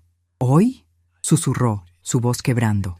No puede hacernos esto, suegra. No tenemos a dónde ir. No tenemos dinero para una mudanza hoy. Tenemos a Felipe. Es su nieto. Mencionó a Felipe. Usó al niño como escudo, exactamente como yo sabía que haría. Pero yo ya había ajustado esa pieza en mi cabeza. Felipe no sufrirá, dije, manteniendo la postura recta, sin acercarme a él. Ya hice los arreglos necesarios para que la colegiatura de su escuela esté pagada por el resto del año. Y dejé un sobre a nombre de Jimena en la notaría con los fondos suficientes para alquilar un apartamento modesto por 6 meses. Lo suficiente para que no duerman en la calle. Pero ni un centavo de ese dinero pasará por sus manos, Mauricio. El pago se hará directamente al arrendador. Avancé un paso. La distancia entre nosotros era mínima ahora. Lo miré desde la altura de mis 73 años, sintiendo el peso de cada minuto, de cada hora que había invertido en construir ese hogar que él había intentado arrebatarme. Anoche usted me dio una orden, Mauricio, dije, mi voz bajando a un susurro que llenó toda la habitación. Me tiró un folleto en la cara y me dijo que hiciera mis maletas porque a primera hora me iba de esta casa. Levanté la mano derecha y señalé la puerta abierta del pasillo, por donde se veía el cielo claro de la mañana. Ahora le devuelvo el folleto. Tienen hasta el mediodía. A las 12 en punto, la cuadrilla de demolición del Grupo Arango y la fuerza pública estarán en esa puerta. Hagan sus maletas. Hoy se van. El reloj de péndulo a mis espaldas dio las campanadas de las 9 de la mañana. El sonido metálico y profundo resonó en el comedor, marcando el inicio de la cuenta regresiva. 3 horas, 180 minutos. El tiempo exacto que le quedaba al espejismo de Mauricio antes de que la maquinaria de la realidad lo triturara por completo. Me di media vuelta, sintiendo el crujido familiar del tercer escalón bajo mis pies, y salí al porche, dejando que el aire frío limpiara mis pulmones mientras escuchaba a mis espaldas el sonido inconfundible del pánico absoluto. El aire frío de la mañana golpeó mi rostro en cuanto crucé el umbral hacia el porche, limpiando de mis pulmones la atmósfera cargada y rancia del comedor. Detrás de mí, la pesada puerta de roble se cerró con un clic definitivo, pero no logró ahogar por completo el sonido del caos que acababa de desatar en el interior. Escuché el golpe sordo de una silla cayendo al suelo, seguido del eco amortiguado de los gritos de Mauricio. Su voz, desprovista ya de esa pátina de falsa elegancia que tanto ensayaba frente al espejo, sonaba ahora aguda, rota, dictando órdenes sin sentido a una mujer que no sabía cómo obedecerlas. La doctora Elena Vargas salió detrás de mí, cerrando su maletín de cuero negro con un chasquido metálico que sonó como el golpe de un mazo judicial. Se ajustó el cuello del abrigo y miró su reloj de pulsera. 9:05, señora Lucila, dijo la abogada, con una voz desprovista de cualquier agitación. El cronograma está en marcha. He enviado un mensaje al representante legal del Grupo Arango. La cuadrilla de desocupación y el perito de la constructora llegarán exactamente a las 11:45 para hacer la revisión final del predio antes de la entrega física. Don Elías bajó los escalones del porche y se frotó las manos para darse calor. Su rostro, habitualmente sereno, mostraba una mezcla de satisfacción y tensión contenida. Ese infeliz creyó que podía pisotear 40 años de historia de este barrio con un papel falsificado, murmuró Elías, mirando hacia la ventana del comedor, donde la silueta de Mauricio se movía erráticamente de un lado a otro. Lucila, ¿estás segura de que quieres quedarte aquí estas 3 horas? Puedo llevarte a mi oficina o al hotel. No tienes por qué presenciar el circo que ese hombre va a armar. Negué con la cabeza lentamente, apretando el asa de mi bolso. No, Elías. Un relojero no abandona la mesa de trabajo hasta que la última pieza defectuosa ha sido extraída y el mecanismo queda limpio. Tengo que empacar el resto de mis herramientas. Mi taller tiene entrada independiente por el patio trasero. No necesito cruzarme con ellos en el pasillo. Estaré en mi auto, estacionado justo aquí enfrente, indicó Elías, señalando su vehículo junto a la acera. La doctora Vargas tiene que ir al juzgado a ingresar formalmente la denuncia por el intento de fraude, pero yo no me muevo de esta calle hasta que esos dos estén afuera con sus maletas. Si escucho un solo grito fuera de lugar, entro con la policía. Agradecí a ambos con una leve inclinación de cabeza. La abogada Vargas se despidió con un apretón de manos firme, prometiendo volver antes del mediodía, y caminó hacia la avenida principal para tomar un taxi. Yo bajé los escalones y caminé por el sendero lateral de gravilla que bordeaba la casa.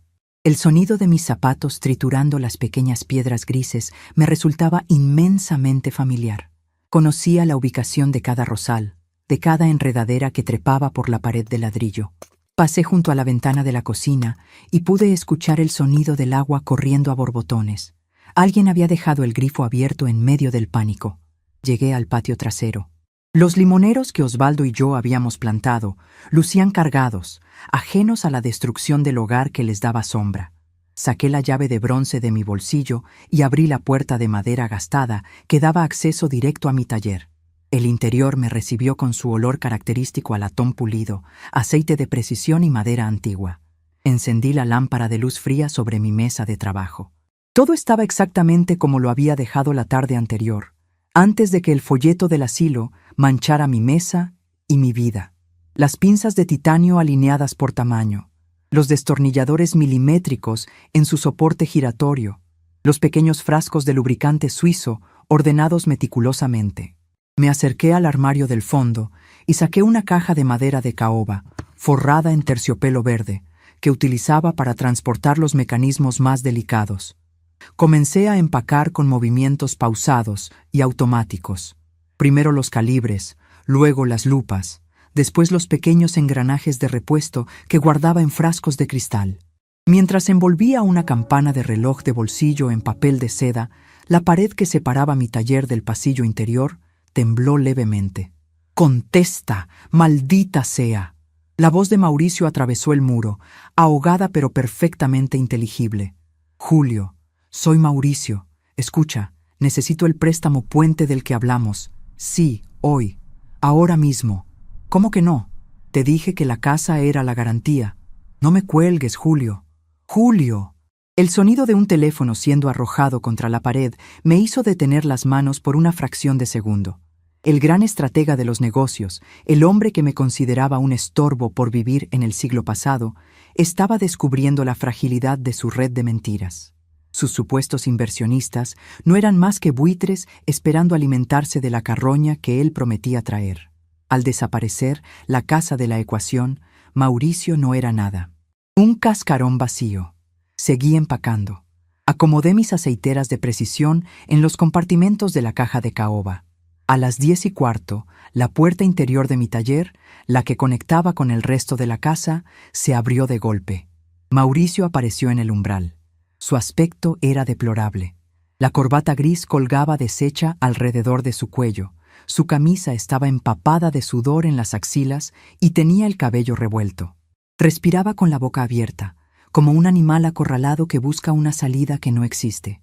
Llevaba una maleta de lona a medio cerrar en una mano. No levanté la vista.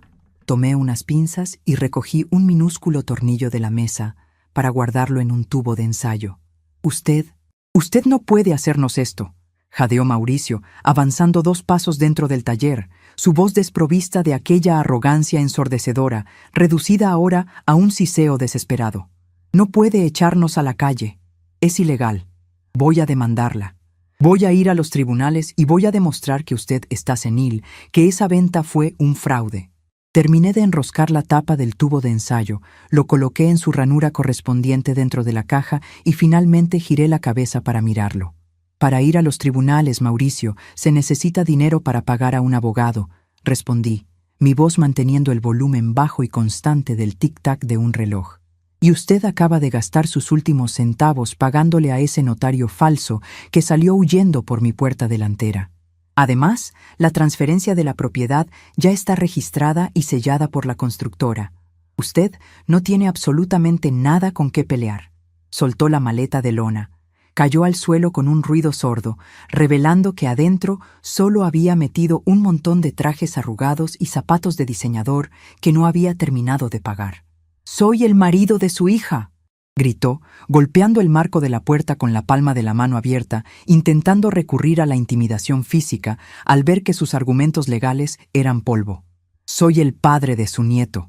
Si nos echa hoy, le juro por mi vida que me llevo a Felipe a otra ciudad. No volverá a verlo nunca más. La voy a borrar de su vida». Tomé un paño de microfibra y comencé a limpiar cuidadosamente el cristal de mi lupa principal. No permití que su amenaza acelerara mi pulso. Había anticipado ese movimiento desde la madrugada. «Felipe es la razón por la que ustedes no van a dormir en un albergue público esta noche», dije, frotando el cristal en pequeños círculos. «Como le informé hace una hora, la doctora Vargas tiene en su notaría un sobre a nombre de Jimena. Contiene el pago por adelantado de 6 meses de alquiler de un apartamento cerca de la escuela del niño. Pero el contrato de ese alquiler tiene una cláusula muy específica dictada por mí». Mauricio frunció el ceño, su respiración agitada haciendo una pausa mientras trataba de procesar la información. «Si usted intenta alejar a Felipe de esta ciudad, o si me niega el derecho de visita estipulado en ese mismo documento, los fondos se congelan inmediatamente y el contrato de arrendamiento se anula», continué, levantando la lupa para comprobar su limpieza a contraluz. «Estará atado a ese apartamento de barrio, viviendo de la caridad de la mujer a la que intentó encerrar en un asilo, hasta que consiga un trabajo de verdad para mantenerse. Usted no tiene el control, Mauricio. Lo perdió en el momento en que arrojó ese folleto sobre mi mesa». El rostro de mi yerno se desfiguró en una mueca de puro odio. Avanzó un paso más, levantando un dedo acusador, temblando de impotencia. «Usted es un monstruo», escupió con los ojos inyectados en sangre. «Una vieja amargada y calculadora. Yo soy una relojera», lo corregí, cerrando la tapa de la caja de caoba y asegurando los broches de latón. «Yo arreglo lo que tiene solución y desecho las piezas podridas que amenazan con destruir todo el sistema. Usted es la pieza podrida, Mauricio, y ahora mismo es un estorbo en mi taller. Vaya a empacar. Le quedan menos de 2 horas». Se quedó allí plantado por un largo minuto, buscando en mi rostro algún resquicio de duda, alguna grieta de compasión por la que pudiera colarse para manipularme de nuevo. No encontró nada, solo la superficie pulida e impenetrable de una decisión tomada. Finalmente, soltó un gruñido gutural, recogió su maleta del suelo y salió del taller dando un portazo que hizo temblar los frascos de cristal. El silencio regresó a la habitación, pero era un silencio provisional. Acomodé mis cajas junto a la puerta trasera, listas para ser llevadas al taxi cuando llegara el momento. Me senté en mi taburete y miré por la ventana hacia el patio. El sol había comenzado a calentar las baldosas de terracota. A las 11 menos cuarto, la puerta interior volvió a abrirse, esta vez con una lentitud dolorosa. Era Jimena. Llevaba puesto un abrigo de lana que le quedaba grande, aferrando contra su pecho una caja de cartón llena de álbumes de fotos y juguetes de Felipe. Tenía el rostro hinchado por el llanto, los ojos enrojecidos y el maquillaje corrido manchándole las mejillas. Parecía haber envejecido 10 años en las últimas 2 horas. Se quedó en el umbral, sin atreverse a pisar el suelo del taller, como si supiera que ya no era bienvenida en mis espacios sagrados. «Mamá», susurró, su voz quebrando en la segunda sílaba. Me levanté del taburete y me crucé de brazos, manteniendo la distancia. No fui hacia ella. No le ofrecí el consuelo que estaba buscando desesperadamente. «¿Ya empacaste las cosas del niño, Jimena?», pregunté, con un tono estrictamente práctico. Ella asintió frenéticamente, las lágrimas desbordándose de nuevo y cayendo sobre el borde de la caja de cartón. «Sí, ya casi termino. Felipe está asustado en su cuarto». Mauricio le gritó que empacara sus libros. «Mamá, por favor, ¿a dónde vamos a ir? Mauricio dice que el sobre del que hablaste es una mentira, una trampa tuya para humillarlo. El sobre está en la notaría 4, en la avenida Central, esperando tu firma», respondí. «Es real. Pero te advierto algo, Jimena. El dinero está a tu nombre. El contrato estará a tu nombre. Si le entregas el control de ese alquiler a tu marido, lo perderás todo en menos de un mes». Jimena apretó la caja contra su pecho hasta que los nudillos se le pusieron blancos. Bajó la mirada hacia el suelo de madera del taller, incapaz de sostener el peso de mis palabras. Él me prometió que todo iba a cambiar. Sollozó, su voz reducida a un gemido infantil. Me dijo que si firmabas la hipoteca, íbamos a ser ricos, que ya no tendría que trabajar dobles turnos. Yo solo quería dejar de estar cansada, mamá. Solo quería que mi familia funcionara. Tu familia funcionaba porque yo la mantenía en pie, repliqué, sintiendo por primera vez que el hielo de mi voz se resquebrajaba levemente por la decepción. Yo cocinaba, yo planchaba, yo pagaba la luz y el agua mientras tú cerrabas los ojos ante la incompetencia del hombre que elegiste. Y cuando él decidió que mi existencia era un obstáculo para sus fantasías, tú bajaste la cabeza y aceptaste tirarme a la basura. «Tenía miedo», gritó Jimena, levantando el rostro, su desesperación rompiendo su mutismo habitual. «Tú no sabes cómo se pone cuando las cosas no salen como él quiere. Tú tienes hielo en las venas, mamá. Todo lo calculas, todo lo mides. Yo no soy tan fuerte como tú. Perdóname, por favor. Perdóname». El eco de su súplica rebotó contra las paredes llenas de herramientas. La vi temblar, aferrada a sus recuerdos en esa caja de cartón, y por una fracción de segundo, el instinto protector de madre amenazó con nublar mi juicio. Pero luego recordé el folleto brillante, recordé la palabra estorbo, recordé su silencio cómplice anoche en la mesa del comedor.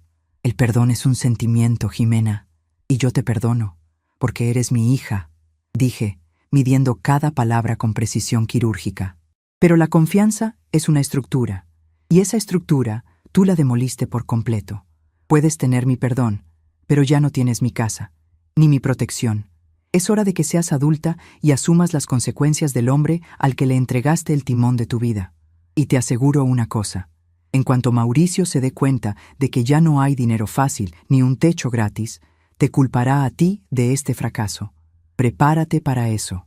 Jimena ahogó un grito, cerró los ojos con fuerza y retrocedió hacia el pasillo. No discutió más. Sabía que cada palabra que yo había pronunciado era una verdad absoluta que ella llevaba años intentando ignorar. Se dio la vuelta y desapareció en la penumbra de la casa, llevándose consigo los últimos restos de la familia que alguna vez fuimos. A las 11:30 de la mañana salí del taller por la puerta del patio, cargando mis 2 cajas de madera y mi pequeña maleta de cuero. Caminé por el sendero exterior hasta llegar a la acera frontal. La luz del mediodía ya bañaba la calle, iluminando la escena con una claridad implacable. El espectáculo en la acera era patético. Mauricio y Jimena estaban sacando sus pertenencias a rastras por la puerta principal. No había camión de mudanza. Mauricio no tenía crédito ni efectivo para contratar uno. Estaban apilando bolsas de basura negras llenas de ropa, cajas de cartón mal cerradas y maletas baratas directamente sobre la acera de cemento, justo debajo del enorme roble. Felipe, mi nieto, estaba sentado en una de las maletas, aferrando su mochila azul, mirando al vacío con una expresión de desconcierto que me partió el alma. Le hice una leve seña con la mano desde la distancia. Él me vio y bajó la cabeza, avergonzado por una situación de la que no era culpable. El barrio, esa red comunitaria que Mauricio tanto despreciaba por considerarla pueblerina, no había tardado en notar la conmoción. Las cortinas de las casas vecinas se movían discretamente. Doña Inés, la dueña de la panadería, había salido a barrer la acera de su negocio en la esquina, aunque no había una sola hoja que recoger. Estaba allí, de pie, apoyada en su escoba, observando la caída del hombre que le debía 2 meses de desayunos. Samuel, el recepcionista del hotel, pasaba caminando con un par de bolsas de compras y se detuvo deliberadamente junto al auto de don Elías, cruzándose de brazos para ver el desenlace. Mauricio salió por la puerta principal cargando una caja de plástico transparente, de esas que se usan para archivar documentos. Iba sudando, con el rostro rojo por el esfuerzo y la humillación de sentirse observado por los vecinos. «¡No se queden ahí mirando! ¡Partida de chismosos!», gritó Mauricio, perdiendo por completo los estribos al notar la presencia de doña Inés y de Samuel. «¡Metan sus narices en sus propios asuntos!». En su arranque de ira, Mauricio pisó el borde de uno de los escalones del porche. Su tobillo se torció levemente, perdió el equilibrio y soltó la caja de plástico para no caer de bruces. La caja golpeó el cemento de la acera y se partió por la mitad con un crujido seco. El contenido se desparramó por el suelo, arrastrado por la brisa helada del mediodía. No eran los contratos millonarios ni los proyectos de inversión de los que tanto alardeaba. Eran decenas de sobres con notificaciones rojas de cobro, facturas vencidas de tarjetas de crédito, recibos de casas de empeño y folletos de agencias de préstamos rápidos. Uno de los papeles voló hasta aterrizar a los pies de doña Inés en la esquina. La panadera lo miró, levantó la vista hacia Mauricio y soltó una carcajada seca, carente de cualquier humor.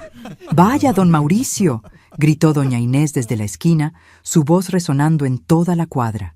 «Parece que sus inversionistas extranjeros le mandan puros recibos de cobro. A ver si con eso me paga los panes de queso que se comió de gratis». El rostro de Mauricio pasó del rojo al púrpura. Se agachó en la acera, gateando patéticamente para intentar atrapar los papeles que el viento esparcía, tratando de ocultar la evidencia de su miseria financiera ante la mirada de las mismas personas a las que había tratado con desdén. Jimena salió corriendo de la casa e intentó ayudarlo, pero él le dio un manotazo, apartándola con brusquedad. «¡Déjalo!», le gritó a su esposa, con las manos llenas de papeles arrugados. «Todo esto es culpa de tu madre. ¡Vieja loca!». Don Elías, que había estado observando la escena desde el capó de su auto estacionado, se enderezó, se ajustó los tirantes y caminó unos pasos hacia la montaña de basura y maletas que bloqueaba la acera. «Señor Mauricio», dijo Elías, proyectando su voz con la autoridad de quien lleva toda una vida habitando esas calles. «Le sugiero que recoja su basura rápidamente. Sus maletas están siendo un estorbo en la vía pública. Y como usted bien dijo anoche, todo en este mundo moderno es velocidad». Mauricio se congeló. La palabra estorbo, la misma que había usado para intentar desecharme y enviarme al asilo, regresaba a él como un boomerang de plomo, golpeándolo en el centro de su frágil ego. Miró a Elías, miró a los vecinos que murmuraban entre sí, y finalmente me miró a mí, de pie junto al sendero de gravilla, con mis herramientas perfectamente empacadas y mi abrigo abotonado. La simetría de la humillación era absoluta.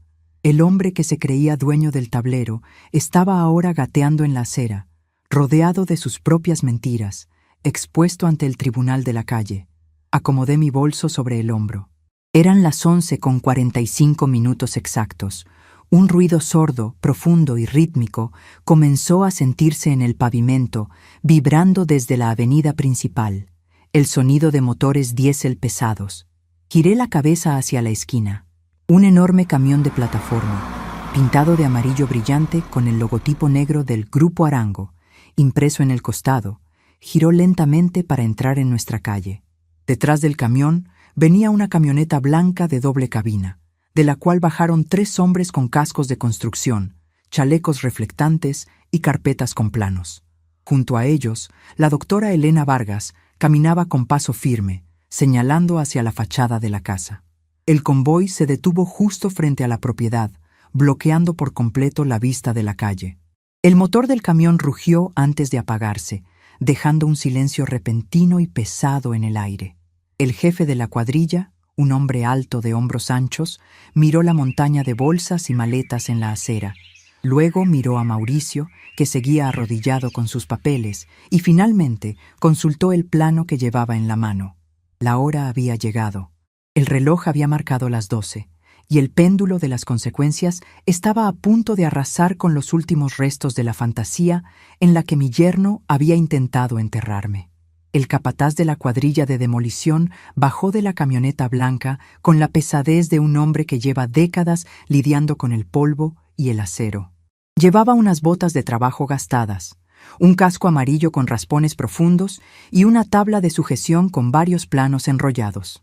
Detrás de él, los otros 3 obreros comenzaron a descargar vallas metálicas de color naranja brillante desde la plataforma del camión, arrojándolas sobre el asfalto con un estruendo metálico que hizo que varios pájaros salieran volando de las ramas del viejo roble.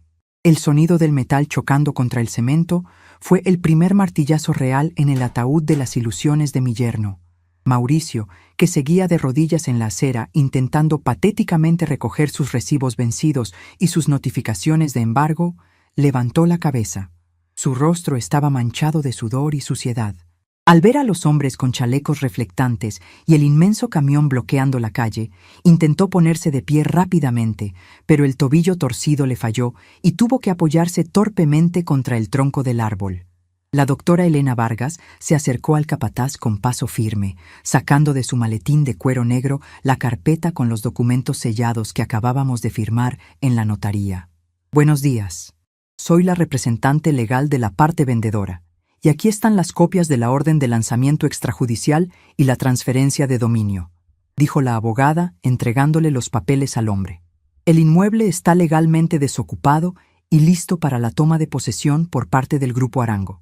Sin embargo, como puede ver, los antiguos ocupantes han dejado escombros personales en la vía pública frente al acceso principal». El capataz tomó los documentos, los revisó con una mirada rápida y experta, y luego dirigió sus ojos hacia la montaña de bolsas negras de basura, maletas baratas y cajas de cartón mal selladas que bloqueaban la entrada. Finalmente, su mirada se posó en Mauricio, quien lo observaba con los ojos desorbitados, respirando con dificultad, como si el aire de la calle se hubiera vuelto de repente demasiado espeso para sus pulmones. «Oiga, usted», dijo el capataz, dirigiéndose a Mauricio con una voz áspera que no admitía réplicas ni debates empresariales. «Necesito que despeje el perímetro inmediatamente. Vamos a instalar el cerco de obra y a meter maquinaria pesada por ese portón. Todo lo que esté en la acera en los próximos 10 minutos será considerado basura y lo tiraremos al contenedor de desmonte». Mauricio infló el pecho, en un último y desesperado intento de recurrir a la arrogancia que le había servido para intimidar a su esposa durante años. Se ajustó el nudo aflojado de su corbata manchada y dio un paso cojeando hacia el capataz. «Usted no puede amenazarme», bramó Mauricio, escupiendo saliva con cada sílaba, señalando al camión con un dedo tembloroso. «Yo soy un empresario. Esta es mi casa.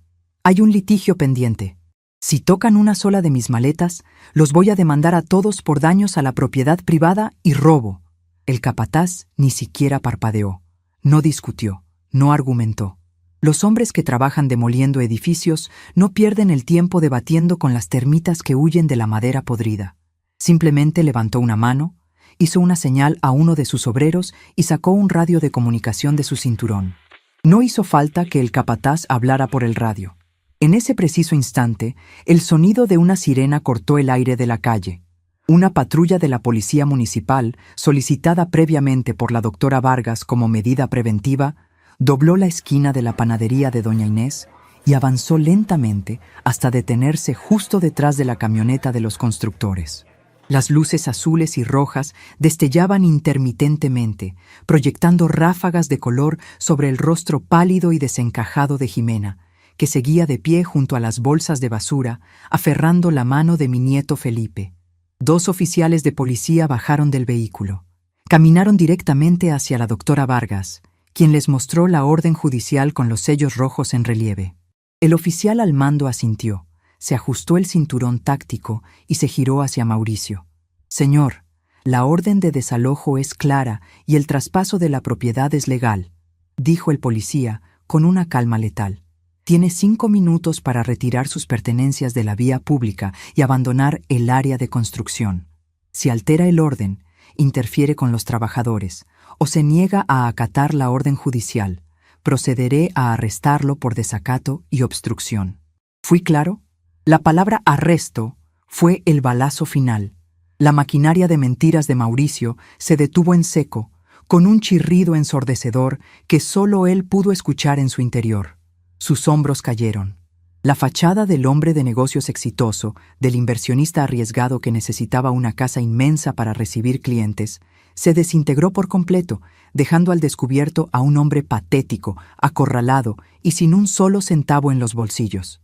Miró a los policías, miró al capataz y luego giró la cabeza para buscar a su esposa. «Jimena», suplicó Mauricio con la voz quebrada, extendiendo una mano temblorosa hacia ella. «Jimena, diles algo. Diles que no pueden hacernos esto.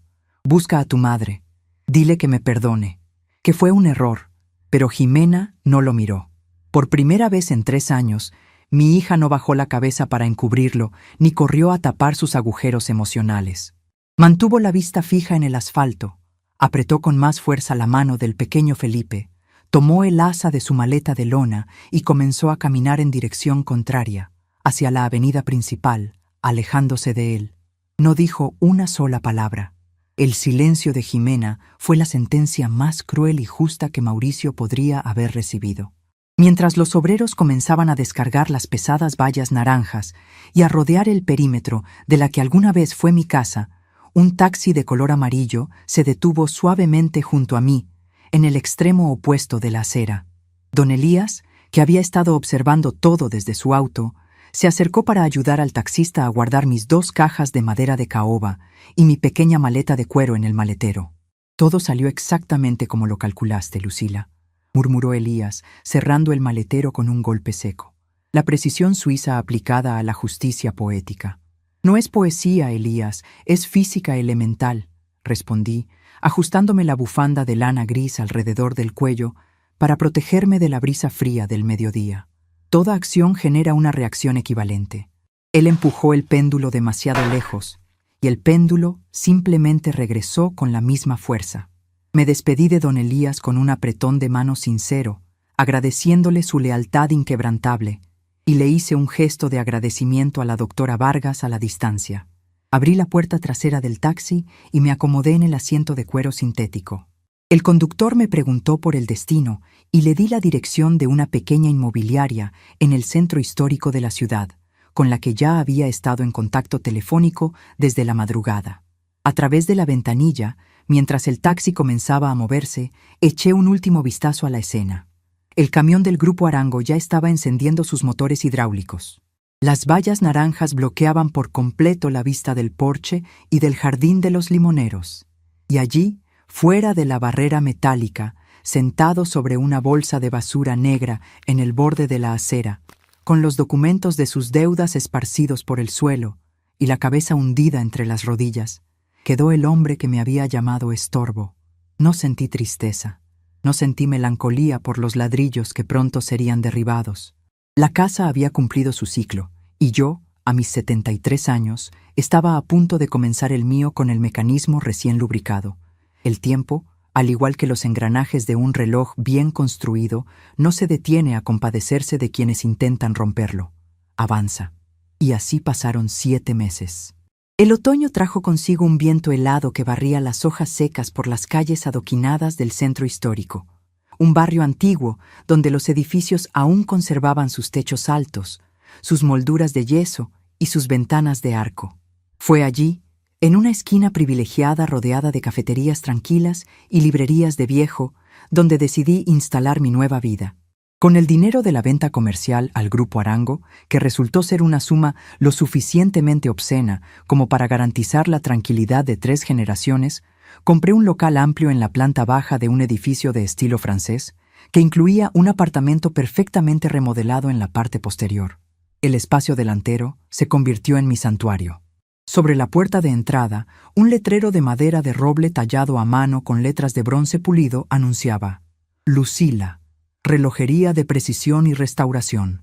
El interior olía a madera de cedro, a aceite sintético Moebius y al papel antiguo de los manuales de calibración. Había instalado vitrinas de cristal biselado forradas en terciopelo verde oscuro, donde exhibía las piezas que compraba en subastas, restauraba con infinita paciencia y luego vendía a coleccionistas que sabían apreciar el valor del tiempo recuperado. Mi rutina diaria se había convertido en un ejercicio de libertad absoluta. Me levantaba a las 6 de la mañana, no para planchar las camisas de un parásito, ni para cocinar por obligación, sino para prepararme una taza de café en mi propia cocina de granito negro, escuchando música clásica en la radio. Nadie me exigía silencio. Nadie me llamaba anciana. Nadie me decía que el mundo moderno era demasiado rápido para mí. Yo era la dueña absoluta de cada segundo que marcaban los 50 relojes de pared, de péndulo y de mesa que adornaban mi tienda, creando una sinfonía de tic-tacs superpuestos que para cualquier otra persona sería ensordecedora, pero que para mí era el sonido de la paz. Era un martes por la tarde, cerca de las 4, cuando la campanilla de latón de la puerta principal anunció la llegada de visitas. Estaba sentada en mi mesa de trabajo, utilizando un torno de precisión para pulir el eje de un volante antiguo, cuando levanté la vista a través de mis lupas de aumento. Don Elías y doña Inés entraron a la tienda sacudiéndose las gotas de una llovizna fina que acababa de comenzar a caer sobre la ciudad. Elías llevaba su clásico abrigo de lana y sus tirantes impecables, mientras que Inés sostenía una caja de cartón blanco de la que emanaba un olor inconfundible a mantequilla horneada y azúcar glas. «¡Pero qué belleza de lugar, Lucila!», exclamó doña Inés, cerrando su paraguas y mirando a su alrededor con los ojos muy abiertos, maravillada por la limpieza quirúrgica y la elegancia del local. «Cada vez que vengo, me siento como si entrara a un museo en Europa. Aunque nunca he ido a Europa, pero así me lo imagino». Apagué el torno, me quité las lupas y me levanté para recibirlos con una sonrisa amplia y genuina. «Pasen, pasen. El agua ya está hirviendo para el té», les dije, guiándolos hacia una pequeña mesa redonda de hierro forjado con cubierta de mármol que mantenía en una esquina de la tienda, precisamente para estas visitas esporádicas. Nos sentamos alrededor de la mesa. Inés abrió la caja para revelar una docena de empanadas de guayaba y queso recién horneadas. Un gesto de cariño que repetía cada vez que venía a verme. Serví el té negro en tazas de porcelana fina, disfrutando del calor que irradiaba la loza contra mis palmas. «Fui a dar una vuelta por tu antigua calle esta mañana, Lucila», comentó don Elías, dándole un sorbo cuidadoso a su té. «El grupo Arango no pierde el tiempo. Ya terminaron la excavación profunda y están fundiendo las bases de los pilares de acero. Va a ser un edificio de cristal precioso. Borraron cualquier rastro de la casa vieja». «Es lo mejor», respondí con serenidad, tomando una empanada. «Los cimientos nuevos requieren terreno limpio. Si dejas escombros enterrados, la estructura tarde o temprano cede». Doña Inés se limpió las comisuras de los labios con una servilleta de papel y se inclinó hacia adelante, apoyando los codos sobre la mesa de mármol, adoptando esa postura confidencial de quien está a punto de compartir información de alto valor en la economía del barrio. «Hablando de escombros, Lucila, ¿adivina a quién vio mi nieto Samuel la semana pasada en la zona industrial del sur?», preguntó Inés, bajando la voz misteriosamente, aunque estábamos solos en la tienda. La miré sin cambiar mi expresión, esperando que ella misma armara el rompecabezas. «A Mauricio», continuó Inés, pronunciando el nombre con una mezcla de desprecio y triunfo. «Samuel fue a comprar repuestos para su motocicleta a un depósito mayorista y vio a tu exyerno trabajando en un lavadero de autos que está en la misma cuadra. Samuel dijo que casi no lo reconoce. Estaba usando unas botas de goma rotas, un delantal de plástico lleno de grasa y jabón, y estaba secando el capó de una camioneta bajo el sol del mediodía». Don Elías soltó una risita seca, negando con la cabeza. El gran inversionista de capitales internacionales terminó puliendo llantas con cera barata, comentó el corredor de bienes raíces, ajustándose las gafas. «La justicia divina tiene un sentido del humor bastante afilado, hay que admitirlo. Pero eso no es todo», añadió Inés, gesticulando con la mano. Samuel se acercó disimuladamente a escuchar. Parece que el hombre sigue con sus delirios de grandeza. Le estaba diciendo al dueño de la camioneta que él en realidad era un asesor financiero en un retiro espiritual temporal y que había perdido un negocio inmobiliario multimillonario por culpa de una conspiración familiar. El dueño de la camioneta solo le tiró unas monedas por la ventana y le dijo que se apurara con los rines. Escuché el reporte con la misma neutralidad con la que reviso el desgaste de un engranaje. La caída de Mauricio no era un castigo divino, era la consecuencia matemática de sus propias decisiones. Yo sabía por la abogada Vargas cómo se habían desarrollado los eventos posteriores al desalojo. Mauricio, en su infinita necedad, había intentado falsificar la firma de Jimena para cobrar por adelantado los 6 meses de alquiler que yo había depositado en la notaría. Pretendía tomar ese dinero en efectivo para intentar revivir sus fraudes. Pero la doctora Vargas había dejado instrucciones estrictas. El arrendador descubrió el intento de desvío de fondos, aplicó la cláusula de cancelación que yo había redactado y Mauricio fue expulsado del apartamento a los 3 días, sin derecho a reclamo. Ese fue el punto de quiebre definitivo para mi hija. Jimena, enfrentada por fin a la intemperie total, sin mi casa para amortiguar los golpes y viendo cómo el hombre que supuestamente la protegería intentaba robarle el techo a su propio hijo, finalmente despertó del trance. Empacó sus cosas esa misma noche, cambió la cerradura del apartamento modesto que terminó alquilando por su cuenta en un barrio periférico y dejó las maletas de Mauricio en la acera, bajo la lluvia, exactamente como él había planeado hacer conmigo. ¿Y Jimena?, preguntó don Elías, leyendo mis pensamientos con esa intuición de viejo amigo. ¿Sigue viniendo los sábados? Asentí lentamente, sintiendo un calor reconfortante en el pecho que nada tenía que ver con el té. Sí, Jimena y Felipe vienen todos los sábados por la mañana, respondí, mirando hacia la vitrina frontal donde la lluvia resbalaba por el cristal. Jimena consiguió un empleo como secretaria administrativa en una clínica dental. Trabaja duro, viaja casi 2 horas en autobús todos los días y tiene ojeras de cansancio real, no de angustia.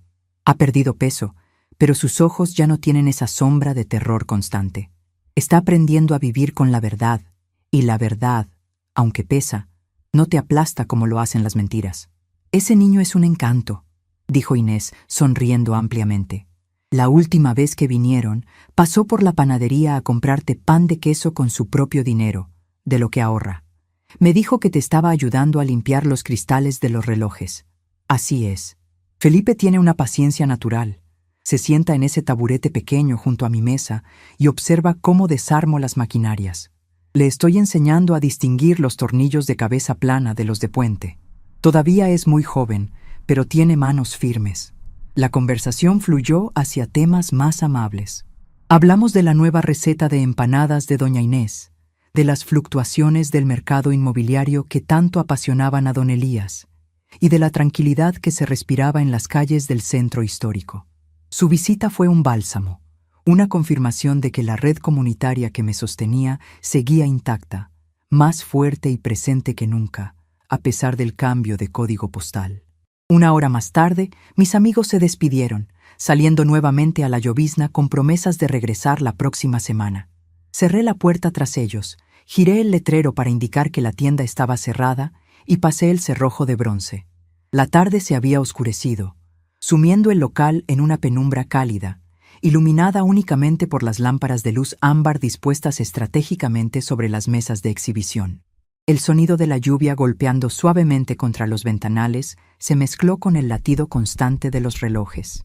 Caminé lentamente hacia mi mesa de trabajo principal, ubicada en el rincón más iluminado del taller. Sobre el tapete de fieltro verde, protegido bajo una campana de cristal para evitar el polvo, descansaba mi proyecto más importante de los últimos meses. Levanté la campana de cristal con cuidado y la dejé a un lado. Allí estaba. El reloj de carruaje francés del siglo XIX. La misma pieza que Jimena había derribado accidentalmente cuando tenía 10 años, cuya esfera de esmalte se había agrietado y cuyo cristal protector había barrido y escondido por miedo a enfrentar las consecuencias. Durante décadas había guardado ese mecanismo roto en una caja oscura, como un recordatorio silencioso de las grietas estructurales que pueden formarse cuando la cobardía se convierte en costumbre. Pero ahora, el reloj lucía diferente. Me había tomado semanas rastrear un cristal biselado original en una subasta en línea en Francia. Había restaurado la caja de latón pulido, eliminando la pátina opaca de los años con líquidos especiales y paños de microfibra, hasta que el metal volvió a brillar con un tono dorado deslumbrante. Había encargado a un artesano especializado la restauración de la esfera de esmalte blanco, rellenando la grieta con resina cerámica hasta hacerla completamente invisible y pintando nuevamente los números romanos con un pincel de un solo pelo. Me senté en el taburete de madera acolchada. Ajusté la lámpara articulada para que la luz incidiera directamente sobre el mecanismo interno, que yacía desnudo fuera de su caja protectora. Me coloqué la lupa de precisión en el ojo derecho. Tomé mis pinzas de titanio favoritas con la mano derecha y un minúsculo frasco de aceite sintético con la izquierda. El mecanismo estaba completamente ensamblado, limpio y calibrado. Solo faltaba el último paso. El toque final que devuelve el alma a la máquina. Sumergí la punta de un aplicador de acero en el aceite, recogiendo una gota microscópica, del tamaño de la cabeza de un alfiler, con un pulso que no tembló ni una fracción de milímetro. A pesar de mis 73 años, acerqué el aplicador a la rueda de escape. Deposité la gota de aceite exactamente en el punto de fricción del rubí sintético. Retiré el aplicador. Tomé la pequeña llave de cuerda de bronce y la inserté en el tambor del muelle real. Giré la llave media vuelta, luego otra media vuelta. La tensión mecánica se acumuló en el resorte con un chasquido metálico, suave y prometedor. Con la punta de las pinzas, toqué delicadamente el volante de inercia para darle el impulso inicial. El volante giró. El áncora enganchó los dientes de la rueda de escape. Y entonces, en medio del silencio perfecto de mi taller, rodeada por el olor a madera antigua y el repiqueteo de la lluvia en el exterior, el reloj de carruaje cobró vida. Tic-tac, tic-tac. El sonido era rápido, brillante, absolutamente impecable. Un ritmo constante y seguro que llenó el espacio vacío entre las paredes de mi nueva vida. Observé cómo los pequeños engranajes de latón giraban en perfecta armonía, cada uno cumpliendo su función, cada uno asumiendo el peso de su responsabilidad para que las agujas de acero azulado pudieran avanzar sobre la esfera de esmalte blanco. No había piezas defectuosas, no había polvo escondido, no había fricción innecesaria. Me recosté en el respaldo del taburete, me quité la lupa del ojo y la dejé sobre la mesa de trabajo. Apoyé las manos sobre mis muslos, alisando la tela de mi vestido azul oscuro. Miré el reloj recién resucitado, escuchando su latido metálico, un sonido que me confirmaba, con la certeza aplastante de la física y la mecánica, que el tiempo nunca se pierde realmente. A veces se detiene, a veces se rompe, y a veces te obliga a desarmar toda la estructura para encontrar la falla. Pero si tienes la paciencia de limpiar las mentiras, la fuerza para expulsar a quienes te oxidan y la firmeza para apretar los tornillos correctos, el tiempo siempre, inexorablemente, vuelve a ser tuyo. Y ahora, cada segundo de mi vida me pertenecía por completo.